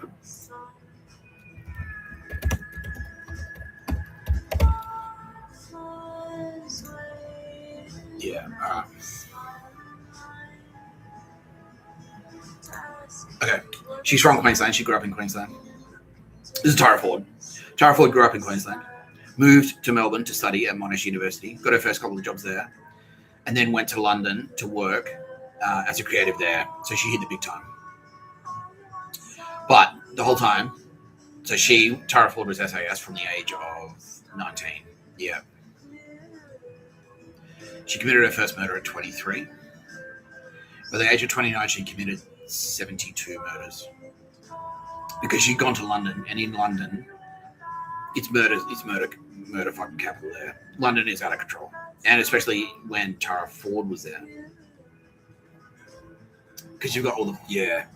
So that's when all the East Germans are starting to flood in. And that's when, because she is, so let's look at this.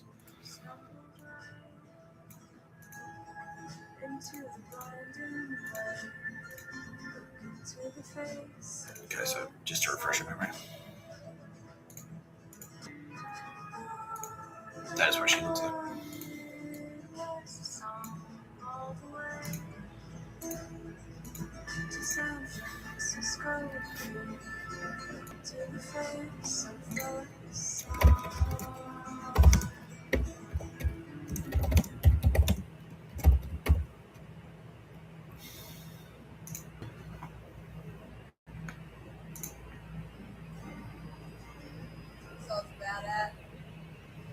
Yeah. So she's Tara Ford. The name Ford primarily comes from Old English meaning a shallow river crossing, used as topographic surname for someone living near one, or as habitational name for numerous places named Ford.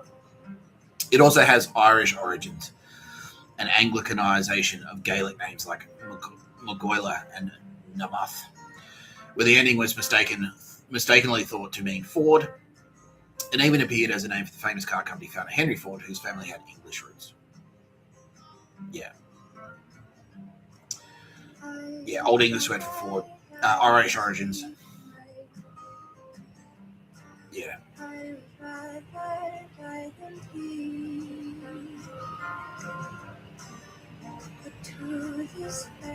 So basically, yeah, it's an Irish surname. So again, here's Tara Ford.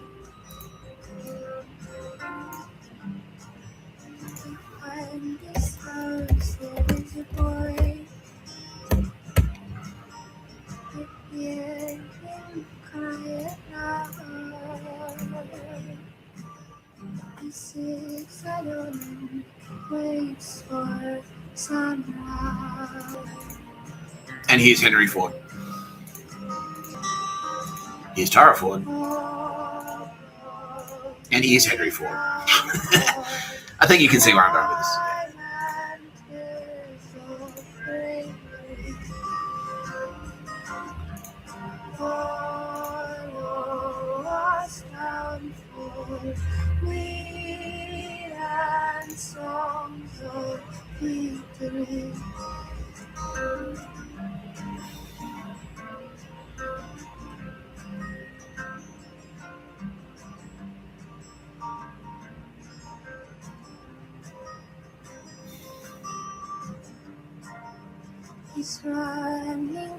Yeah, they're Nazis.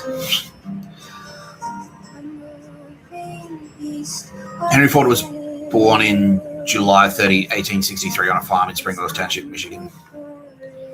Dowsey was born in sort of the intersection of Ford and Gradeville Roads, present-day Dearborn. His father, William Ford, was born in County Cork, in Ireland, to a family that had emigrated from Somerset, England in the 16th century. His mother, Mary Ford Lee Littlegot, was born in Michigan as the youngest child of Belgian immigrants. Her parents died when she was a child and she was adopted by neighbors. Okay.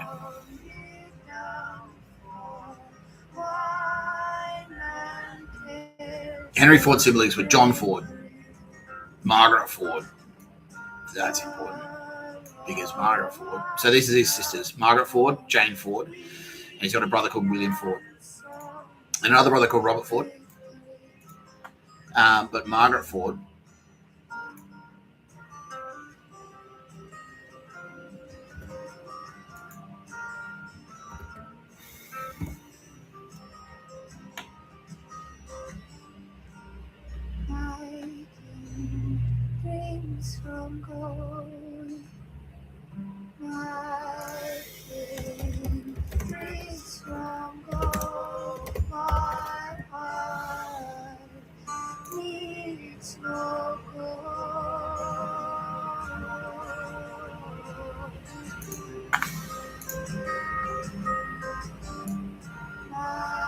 Yeah. Margaret Ford had one child, Mary Catherine Roddiman. Yeah. Anyway, the point I'm trying to make there is that Tara Ford is kind of related to Henry Ford, and Henry Ford is one of the dodgiest Nazis of all time. And so is Ford Motor Company to this day. Yeah. Yeah. Now, I'm not saying that, like, the grandchild of someone is responsible for the crimes of the grandparent. Let's just call it, like, fucking supporting background, kind of supporting background evidence, right? It is a little bit circumstantial. But considering what we know about everyone else involved in advertising and everyone else who's in the SAS, because Tara Ford, look at her career. She's right up there with Barbara Humphries. She's higher up. She makes more money than Barbara Humphries. She makes about 50% more than Barbara Humphries. Yeah, we can. Yeah. So chief creative officer of Droga 5 UKI. That makes her one of the most powerful advertising executives in the world. Yeah. CCO of Accenture Song. Yeah. And that's why she was kind of friendly. She was kind of partial with Keogh, because Keogh was also IRA-ish. He was Irish-ish. But she didn't really like him that much because he did most of his killing for Andromeda. And he wasn't in the SAS. Where Tara Ford was indoctrinated into the SAS from a very young age.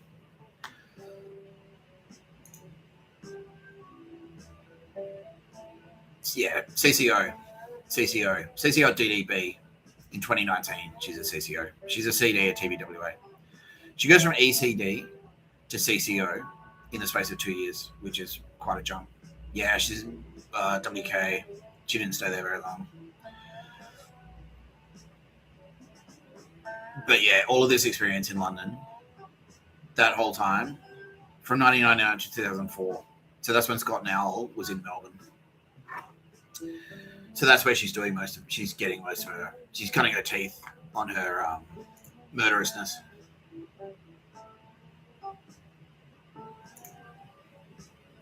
That's where she's cutting her teeth on her murderousness.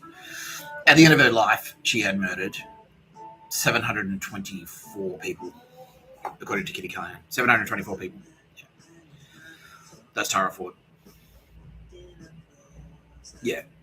And by that we mean she'd either murdered them herself or ordered their deaths.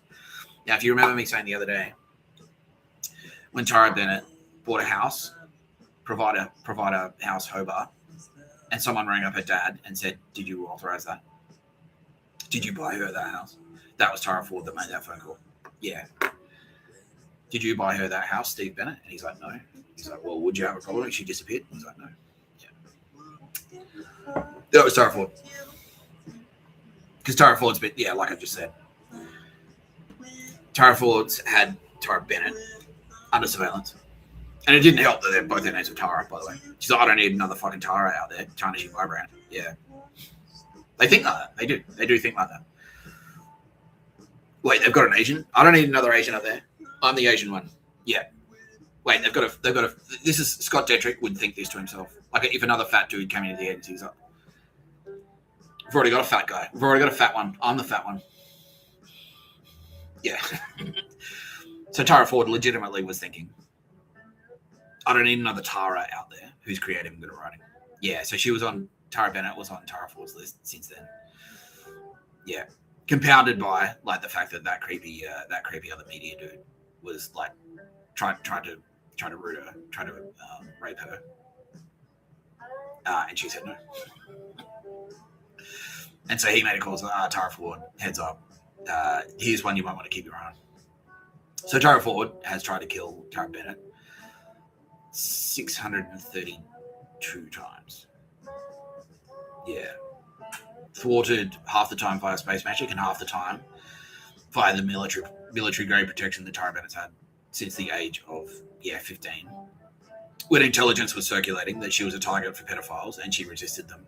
And like the Australian the AFP and the Australian Criminal Investigation Commission had her under secret protection since then. They're like, okay, she's smart, she's award-winning, she's very pretty, she's going to be a target for predators. Let's keep an eye on her. And then they pick up intelligence saying that the SAS is like putting hits out, like talking about trying to whack her. So they put counterintelligence out there saying like, she's being protected by powers you don't understand, and if you try that, we'll kill you. Yeah. I'm now being told that 27 potential assassins have died in the attempt to kill Tara Bennett. All set by Tara Ford. Yeah.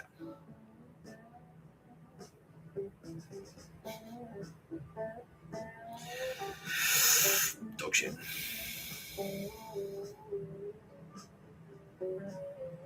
Absolute dog shit. Yeah. Now, Kitty Callaghan has been on Tara Ford's radar since 2019 when Kitty Callaghan was working at Vogue. And Tara Ford, didn't really know about you before that, did she, Kitty Callaghan? And then someone recommended, so, who's a good photographer? So, what about this chick, Kitty Callaghan? And she looked into her and looked at her stuff, looked at her art, looked at her cool friends. Looked at her art, looked at her cool friends, saw how pretty she was, saw how talented she was, and decided on the spot, I'm going to kill her. I'm going to kill her. Yeah. Tara Ford attempted to murder Kitty Callaghan 73 times. But again, now, and because at this stage, they were like, look, they said the same thing. It's like, Kitty Callaghan's on the same list, you fucking stupid bitch. You won't get to her. And she knows by now, it's like, oh, fuck, if they say that, they're serious and it's hard. Yeah. Like, you can't get to, I haven't been able to get to Tara Bennett, and so I probably won't be able to get to Kitty Callaghan, but I'll try anyway, just in case. Who knows? Yeah, it'll be like a Hail Mary assassination attempt against Kitty Callaghan. Like, maybe I'll get lucky, who knows? Yeah. You dumb bitch. Yeah.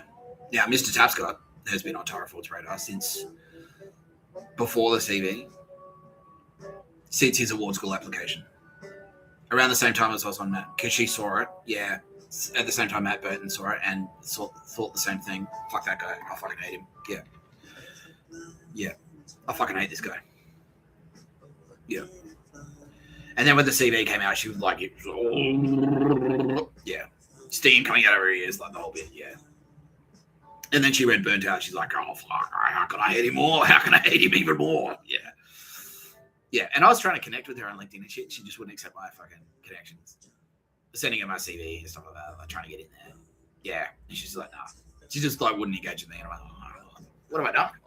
It turns out she was trying to murder me.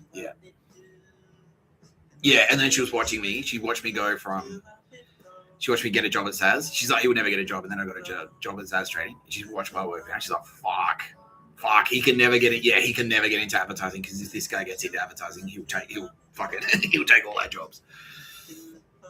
And then she saw me get a job at Apparent in Sydney. She saw me go from Melbourne to Sydney, and that made her fucking furious. Yeah, that made her absolutely fucking infuriated. And that's why, because I was doing my best writing because that's the thing. I was living on Riley Street, and I'd take my iPad, and that's why they have such a stick up. The SAS have such a stick up their ass about Mr. Tapscott having an iPad. They hate that I have a tablet. They hate to see me writing on a tablet in public at a cafe. Writing on a tablet. They fucking hate it because they know that that's where I do my best work. Yeah, because she had intelligence, so she had spies report to her that Nick Tapscott lived at Riley Street. Yeah, he lived on Riley Street and he went to get breakfast at Reuben Hills, and he'd go there and drink coffee and write stuff. And Reuben Hills is where I wrote Sunbaked, the one about the spaceship captain and the cookie.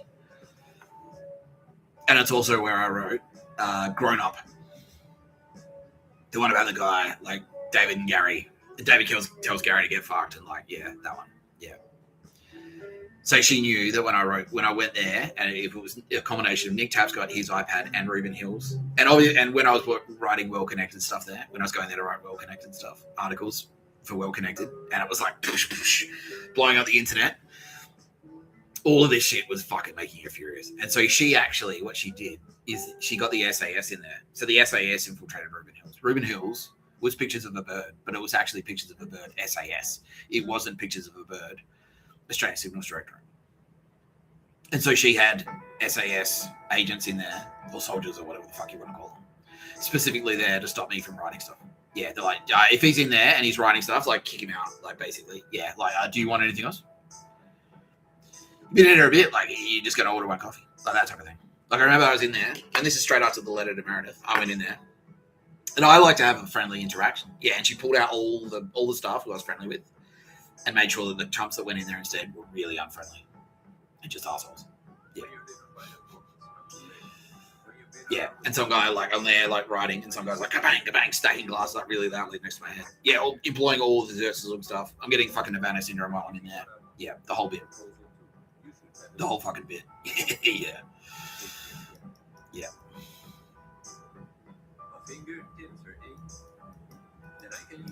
So that was horrible. So this Chromebook, it drove them batshit nuts. The second time I got out of jail, they knew that I had like $5,000 in my account. It was like a tax return that had come through while I was in prison. And so they're well, and this is where they're still clinging to the delusion that I'm in the SAS. And so they're like, oh, well, go and buy a laptop. And they knew the one they wanted me to get. Go to JB Hi-Fi and buy a laptop.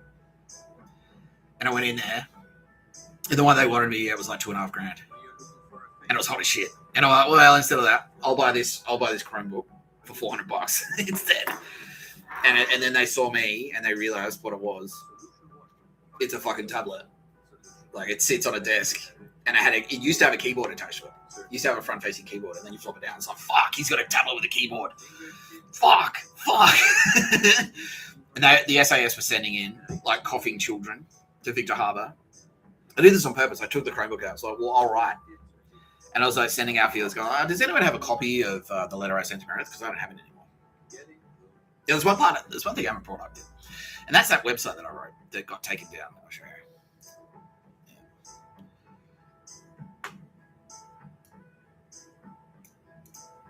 Yeah, anyway. But I had a tablet with a keyboard, and they were like, fuck. And that was her. Like, stop him. Stop him. Yeah. Now, she realized as well that she couldn't kill me. Because obviously, like, yeah, she tried in jail. She tried to have me murdered in jail, like, about 17 times. Yeah. She wasn't across, like, all the dog shit extra stuff. That was Joe Biden, CIA. That was dog shit Joe Biden, CIA, Skull and Bones. Like, keeping me in jail for as long as possible. That was them. But in those jails, the SAS have goons in all of those jails. So I went from, like, I was just supposed to be in Silverwater for 2 months. But I went from Silverwater. She had goons in Silverwater who were ordered to whack me. They didn't. They just didn't do it. And then John Morini, they had goons in there who were ordered to whack me. And again, they just didn't do it. Yeah. And at Clarence and at Kempsey, yeah. They had goons everywhere. Yeah, like, if you see that Nick Tapscott guy, take him out. Yeah. And it didn't happen. Yeah, so some shit. Yeah, and at Wellington, yeah, she had goons there as well. Yeah, so when I got this book and I was writing on it, they're like, fuck. And the reason it doesn't have a keyboard now is because that Tara Ford, via Telstra goons, hacked the keyboard so it wouldn't work. Yeah, so I just threw it away. But I kept the Chromebook. I just threw the keyboard away. Because it's just a tablet. That's it. This is just a case. That's all it is. That's the actual computer. Yeah. It drives them spastic that I still have this. Especially considering that it's counter-tagged. It's technology constructed by fucking Mossad to counter-hack you fucking dog shit bitch. Can she hear me from hell? All the time. Yes, she can. Yeah. Yes, she can, Mr. Tapscott. Oh, this is for you, Tara Ford. And one more. because I don't think you're taking me seriously yet.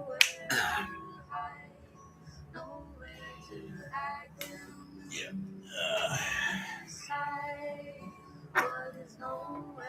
That's gonna hurt. Yeah. Yeah. So that, yeah. So when I was in Victor, I was putting feelers out. I was like, does anyone have the letter to Meredith? And then, yeah, no, cool. Like, he's lost it. He won't get it back. Yeah, no one's going to send it to him. Auntie Meredith does definitely won't send it to him. Cool. And so what I did is, all right, that's all right. So I took that Chromebook out into the streets of Victor Harbour, into cafes, and started just rewriting it from memory. So I'll rewrite the whole fucking letter from memory. And I was about a quarter of the way through. Like, oh, fuck. And they sent goons in like, yeah, coughing children and shit. And I'm like, all right, is this where you live? Like on a Google Maps, it was like, oh, no. It's like, cool. Well, I'll be there later tonight anyway. So, yeah, good thing, because that's where I'm going. I'm going later then. I'm going there later tonight. So it's lucky you don't live there. All right, but anyway, yeah, no harm, no foul. Right. Yeah, so it's swinging around the clock. Yeah, now this website. So fixed on the light that guide him to go, guide him to down home.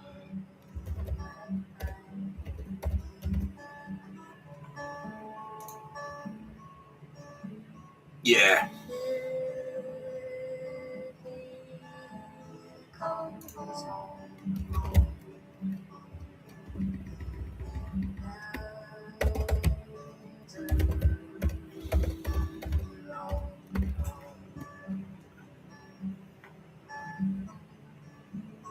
Yeah.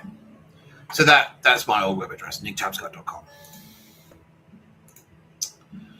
Now, that was the website that I wrote in 2022 or 2023. And I poured so much fucking time and effort into that. I'm so pissed off that, like, I wish someone had just sort of whispered to me, like, Nick, this website is going into the garbage, so don't bother putting too much effort into it. Because I literally worked on it for like 2-3 weeks straight. Like, I'd wake up at 6 a.m. and work on it until midnight. And it's like, oh, fuck. Like, doing the mobile site. And it was all my life's work, all in the thing. And I had to, like, take screenshots of fucking articles and stuff and chuck it all in there. Yeah. Because otherwise, like, if I knew it was just going to go in the trash, I just would have done this one. Like, yeah. And that's why I did this one. It was shit. Like, this one is not a work of art at all. It's just what it does, you know what I mean? Like, I did this one with AI in about an hour. Like, it's like, yeah, just chuck whatever up there. Yeah. Yeah. That's it. Yeah. Because, yeah, I didn't want that to happen again. Because I was like, fuck. And then, like, yeah, when I went to Perth, like, Squarespace basically fucked me around, and I couldn't recover it because I couldn't pay for it. I couldn't log in. I lost all my login details. Yeah, I lost the 2-factor authentication because I lost the phone. I lost access to that email address. Boo. Anyway, that website that I did, the old nicktapscott.com, because I revamped my website. I was having trouble getting work. I was like, well, I better fix my website. And this is after I got stitched up at fucking Telstra. And that was Chris Stewart, who partially stitched me up at Telstra. This is after I got stitched up at Airtasker. And so this is in 2022, it was after my mum died. This is after I, yeah, fuck you, Joe. Is he still in hell? He is. Yeah, eat shit. Cool.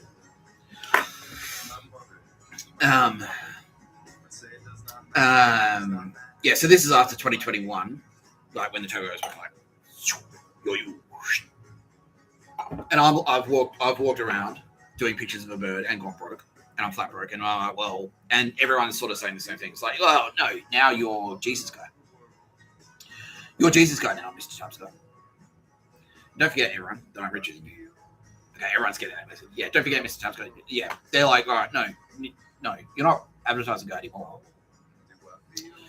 you're the SAS/secret agent weapon, and you don't work for money, you don't do writing stuff. That's not you. You're not a writer. You're a Jesus guy. That's it. That's all you are. Yeah. And I'm like, no, well, fuck you, because apparently, like, being an SAS guy or a secret agent doesn't pay fucking anything, and I still need to pay rent. So I'm going to keep writing. And that was grinding their gears every time I was out there, like, trying to get work. They're like, no. But they could still hang shit on my old shitty website because I hadn't updated it in so long, and I'd just been skating for years on my prestige. Just by I'd send my resume out and then bring me in for meetings. It's like, well, okay, well, you're charismatic in the meeting, so we'll hire you. And then I'd work there for 3 weeks. You said, someone said, good morning, Nick. And you said, I'm great, thanks. So you're fine. Yeah. And then that shit would keep happening. Yeah. Which is the same thing that happens to all of us. Yeah. Callaghan and Tara Bennett. Yeah. All of us. Yeah. All of us. Yeah. Yeah. So I was getting that. So I just hadn't needed to update it. But then for the first time in years, I started having trouble getting work. And that was because in the background, the SAS, especially Tara Ford, led by a coalition within advertising, led by Tara Ford, was saying, no one fucking hire that guy. No one fucking hire him. Because before that, I was getting work, like, there were, like, weak spots here and there. They were sort of like, he's a threat to us, but not a major threat. Because they still had their own. They're all murdering each other the whole time. Because, some guy just did a campaign that's won, like, 1 million awards. Well, fuck. So I was just some dog shit copywriter. Like, I was just making like $100,000 a year. To them, they're all making like nearly $1 million a year. I'm not on the award scene. I'm not doing TVCs. I'm just a web writer. And so that they can kind of tolerate that. They still want to kill me, but I'm not their highest priority. And I've still got like a piece of shit website. It's just like the same website I'd had since like 2011 or whatever. It was all right. So I had time on my hands. I couldn't get hired anyway because she put the word. I was like, fuck. Yeah, because after the letter to Meredith exploded the internet, and I've done it. This is the second time I've done it. And after the turbo swooped in, and everyone saw me walk around and go like, fucking hell, that's walk around guy. That's Jesus guy. He's got space powers or whatever. Everyone saw that. Tara Ford's like, there's no way we can let him work anywhere in advertising ever again. Yeah. Yeah. Don't let him write. Don't even let him work for Telstra. Don't let him write anything. Like, she heard that I was writing chatbots at Telstra. She's like, nah, I want him out of that role. Get him the fuck out of there. Yeah, I don't want him there. Yeah. Especially because that was the time when I bought a fucking BMW. I was cruising around in a fucking sick BMW. And doing long distance driving, which they fucking hated. Because they're like, well, that's an issue. Yeah. We can't do long distance driving. Yeah. So I redid my website. And I put like fucking... Yeah, like I said, I put like 75 hours into that fucking thing. And I made it perfect. It was all my life's work. It was all the ad work like, that I had stashed here and there. And like, it was a head fuck. Like, I had to try and find files, and I was screenshotting stuff. And I even like had to commission art directors. It's like, oh, look, I lost the originals of this ad, but I can recreate it. So I had to engage art directors to rebuild it. I had to pay money again. Like, it cost like, I had to hire an art director. It cost like fucking $600. And I was broke because I wasn't working. Then when I got that fucking website live, it exploded the world again. I was like, oh, fuck. Fuck. Yeah, and I was like, oh. Yeah, the whole, yeah, everyone was like, fucking, yeah, fucking. And Tara Ford, that was like a red rag to a bull. That was like a red rag to a bull on her red rags. Because maybe she was a cow instead. Maybe she's on a period. Because chick's right. Yeah. Yeah, all of them. Oh, fuck. I fucking hate this guy. Yeah, all of them. Especially the monkeys. Especially Scott Nowell. And especially Scott Detrick. And especially Mark Green. Mark Green fucking hit the roof. Because Mark Green himself.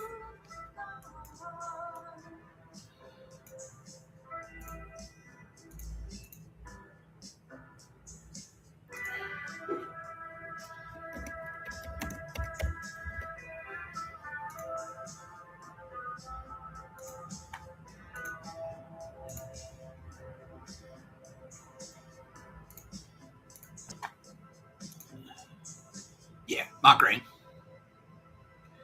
himself, he saw it and he was like, fuck that guy. And they realize now that they can't kill me. They've been trying for years. We can't kill him. And then what happens straight after that? And like, yeah, they put a blanket order out that basically says anyone that hires Nick Tapscott will get murdered. We'll kill him. We'll kill them. We'll kill everyone on the hiring team, and we'll kill you. If you hire him, we'll kill him. That was him that put it out, because Mark Green.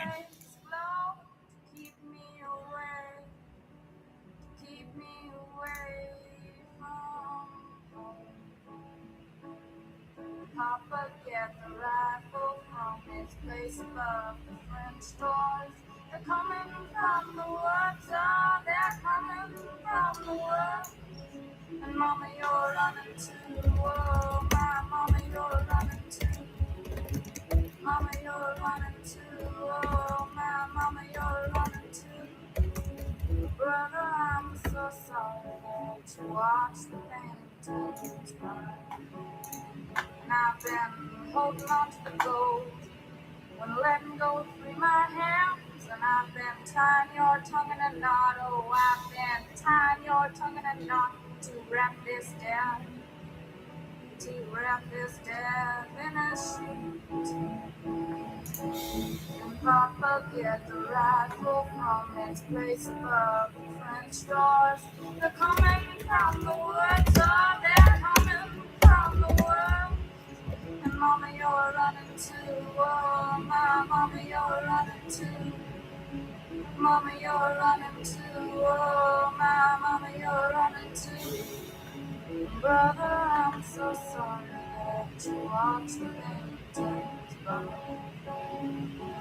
And I can't have those dirty pads down there carpet anymore.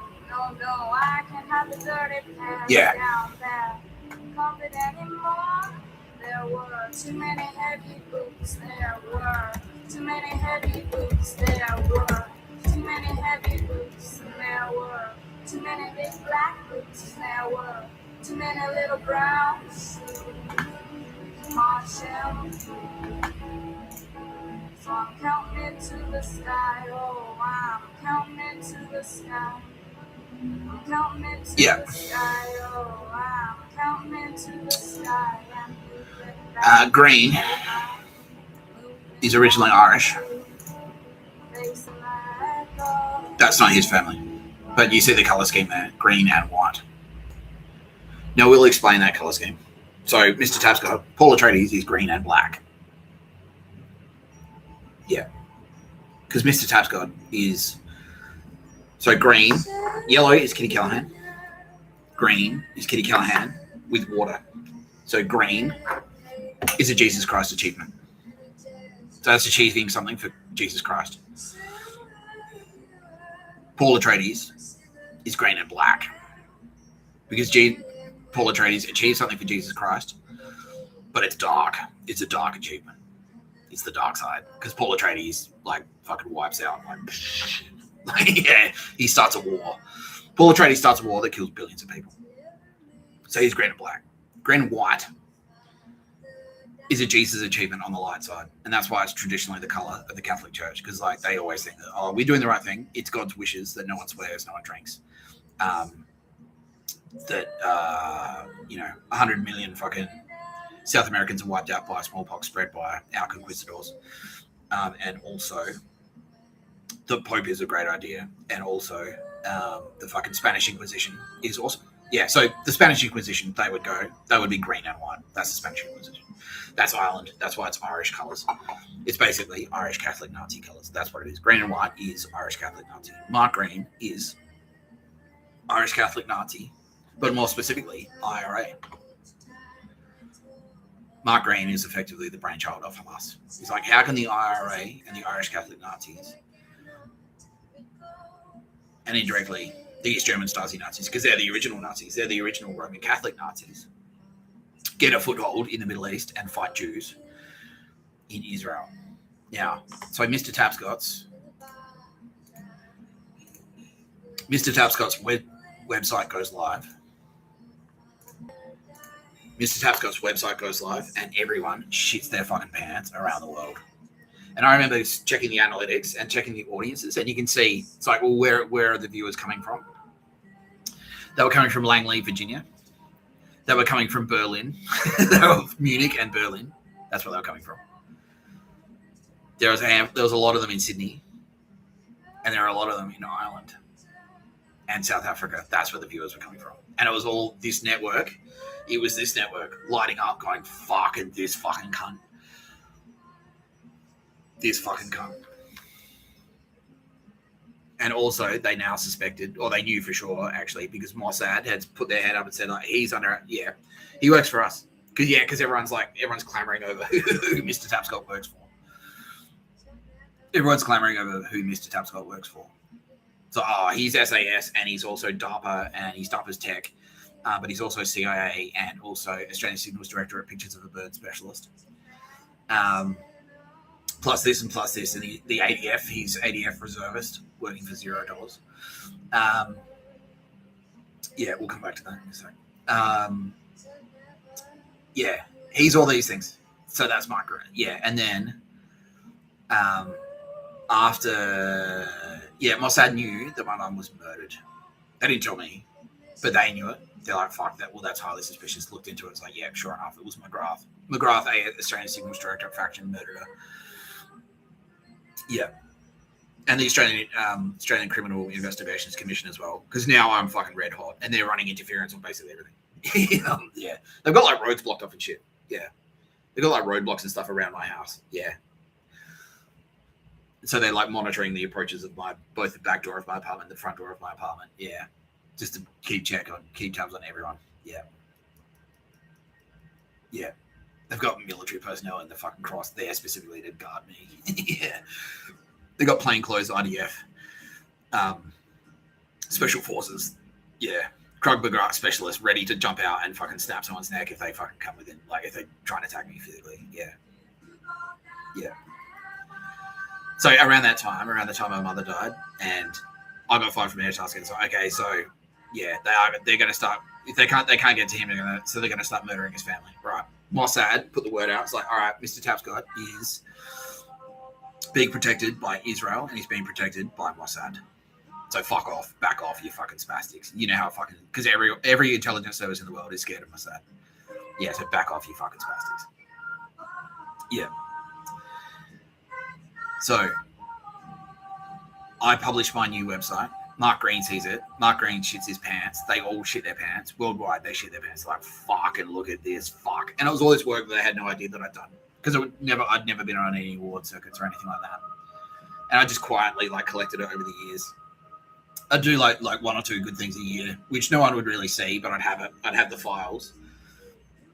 No one would really talk about it because Campaign Brief wouldn't publish anything about it. No one would talk, like I couldn't get any press about it. No one would get out there and go, because all of these guys, yeah, they're victims of their own egos. Because they all get out there and they all PR the shit. Whenever they publish work, they put it into they do a case study. They'll spend $10,000 on a case study, professionally cut like video, get it into every award in the world, win, go around all the award shows, get fucking press coverage in all the fucking media magazines, Campaign Brief, Ad News Australia, fucking Campaign in the United States, Little Black Book in the United Kingdom. But Mr. Tapscott has never done any of that. And so when he publishes this website that's full of this work that's fucking mind-blowing, according to Kitty Callaghan, she's like, yeah, that was fucking sick, bro. Yeah, it was fucking sick. And don't worry, we'll get your website back for you. Cool, thanks. And the headline I had on it was like, arm yourself with a wordsmith and Wesson. And fuck, that line made them shit their pants as well. I was like, fucking that line, fuck you. Yeah. Mark Green, and then after that, he's like, right, he puts an order out that says no one fucking hire Nick Tapscott. If they do, we'll kill him. And Tara Ford's in the background, like, yeah, I back that. Yeah, I second, yeah, they all are. Like, yeah, fuck that guy. And they also know that I'm going fucking broke because they've turned off the tap. They tried the Hillary Badger thing. Hillary Badger saw the website and then fucking nearly, like, was crying. Like, yeah, not nearly crying, but was crying. It was crying. Yeah, what a bitch, right? Yeah. They know they've turned off the tap. They know I'm going fucking broke. Yeah. They know I've got a car, like I'm driving around a BMW, I've got a car loan. They know I've got credit cards. And so they're like, okay, cool. Well, it's only a matter of time before he's dead. He's dead in the water. Because no one's going to hire him. Yeah. But in the meantime, I finally get it. They try to restrict my access to Centrelink. They make phone calls in the background. It's like, oh, they've got SAS have insiders in Centrelink. They're trying to thwart my every attempt to get on benefits and stuff like that.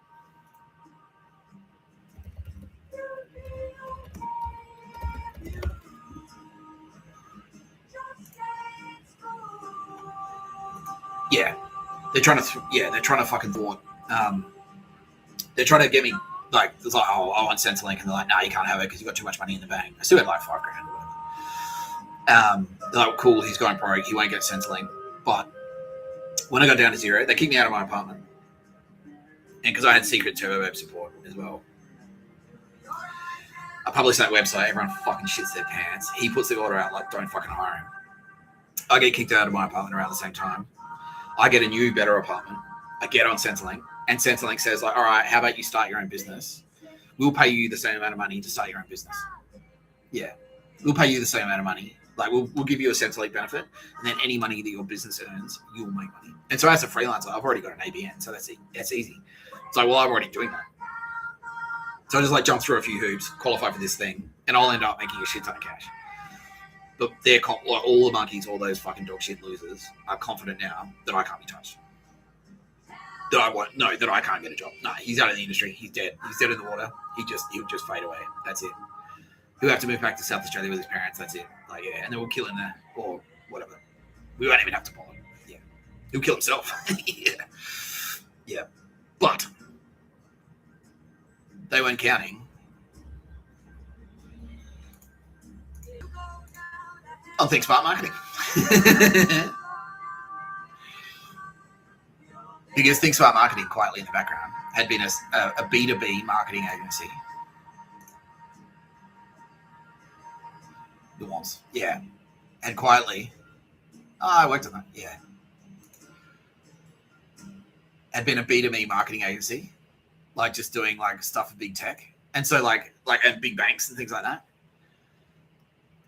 So it doesn't show up on any budgets. Like, they don't spend their marketing budgets. They're not big above the line consumer-facing marketing campaigns. They're small. They still pay well, but they're small B2B. So it's like Combank marketing to Adobe, shit like that. It's like enterprise level stuff. And so it's all hidden in the corporate jargon. Yeah. They don't even have their own office. So they don't even have their own agency. It's like they've got desks in another agency. So their street address looks like the address of another business, which is a startup, like a tech startup. So they're not on any radars. And Mr. Tapscott goes to work there as a freelancer at his freelance rate of $500 a day. Oh no, I was actually charging. No, I was getting more. I worked on all this stuff. Yeah, I was actually getting more. Yeah, I was getting $650 a day. Yeah, I was getting $650 a day to work for them. $650. Yeah, 650 times 5.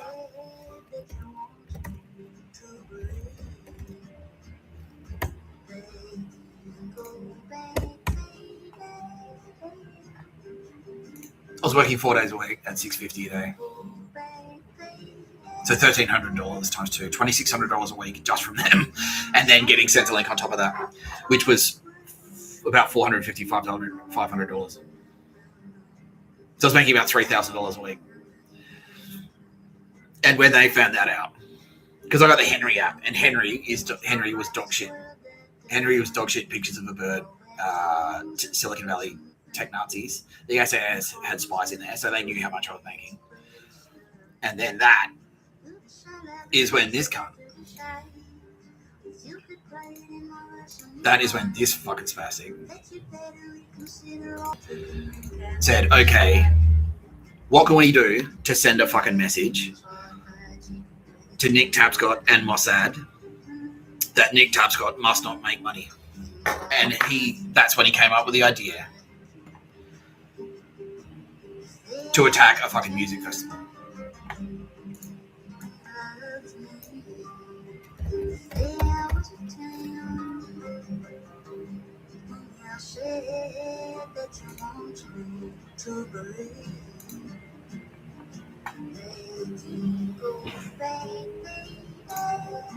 I started working at Think Smart Marketing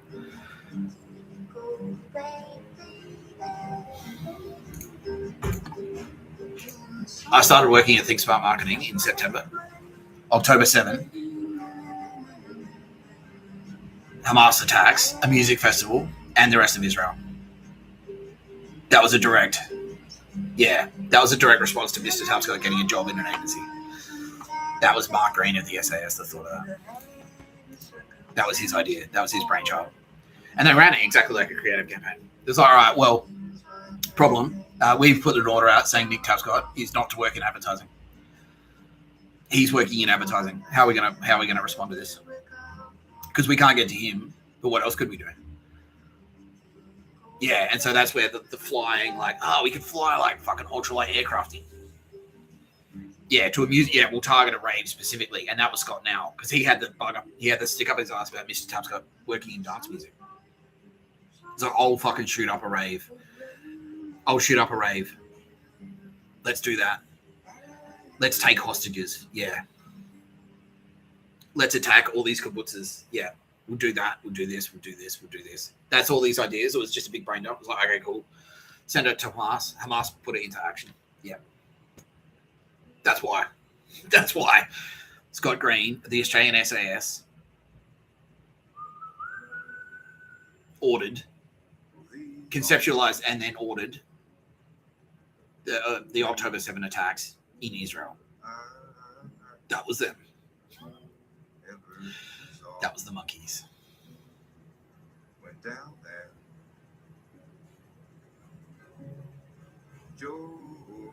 You've been watching No Pictures of a Bird, a podcast by Mr. Tapscott. Mr. Tapscott is going to be fucking rich, all right? This is why. If you fucking try and get in, if you do some dog shit like the October 7 attacks to stop me from getting an income, you are a fucking terrorist. If you, you're in the same camp as Hamas and the October 7 terror attacks. Because the October 7 terror attacks was a message to Mr. Tapscott and everyone else saying Mr. Tapscott is not allowed to have an income. Mr. Tapscott is not allowed to have money. If you stand between me and an income, you are as bad as them, and we will treat you exactly the same way we treated Hamas and we treated the fucking monkeys when the time finally rolled around. And that is why I've had to pretend to be a fucking broker.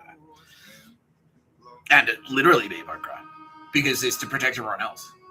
And so now Kitty Khan is like, this is why you need to appreciate Mr. Tapscott. Because Mr. Tapscott has fucking hated his life for the last 4 years. He has to pretend to be broke. He has to pretend to be homeless. He's had to literally be homeless. He's had to go to jail for a year. Because in the background, if he succeeds publicly, like if he gets a job that pays money, Hamas or another terror organization will stage a fucking terrorist attack and start shooting civilians dead. So that's why Nick Tapscott has had to go to jail. And that's why Nick Tapscott has had to be broke. And he fucking hates it. He fucking hates it. Yeah. So you need to show your appreciation. You don't need to give him money. No, you don't. You do not need to give Nick Tapscott money for that. But if you get in the way of Mr. Tapscott getting an income now, you're fucking dead. You're a terrorist and you're fucking dead. And just for that, we're playing Google Maps. Just as a punctuation. Yeah. Back home. Because Harvey Norman is an SAS front. The SAS is a front for Hamas. So fuck you, Harvey Norman, and fuck you, JB Hi-Fi. The sun never shines, and we shiver when the north wind blows.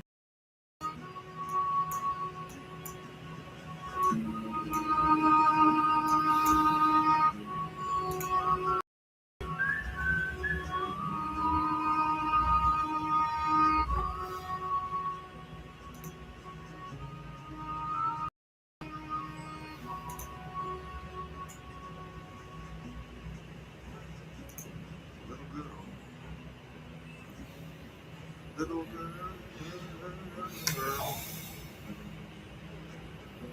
what have I done that makes you treat me this That's what Nah, bear with you. Bear with us. you have caused me to weep. You caused me to mourn. You caused me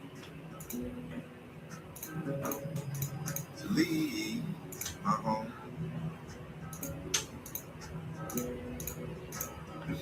In the pine,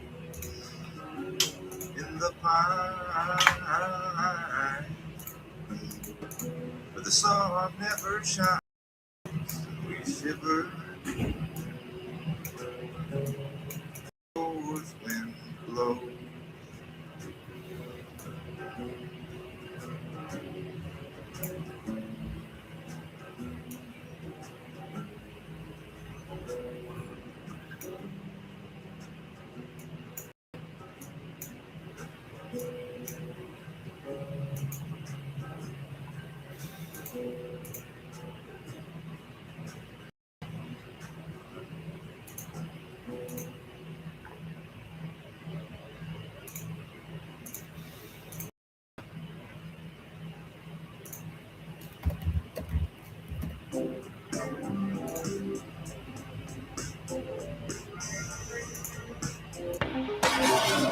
A thermobaric weapon, also known as a fuel.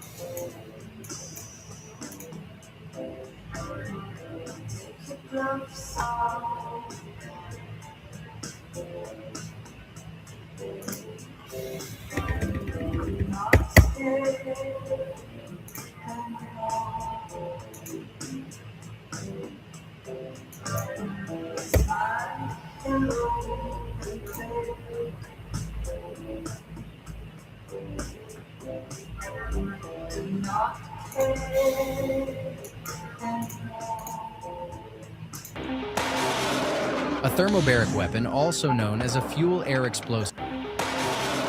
A thermobaric weapon, also known as a fuel-air explosive (FAE) weapon. A thermobaric weapon, also known as a fuel-air explosive (FAE) weapon, is a type of explosive. You've been watching No Pictures and Better podcast by Mr. Tapscott. I'm Mr. Tapscott. I'd like to thank my very special guest today, Aldous Harding, represented here by this skull. You're next.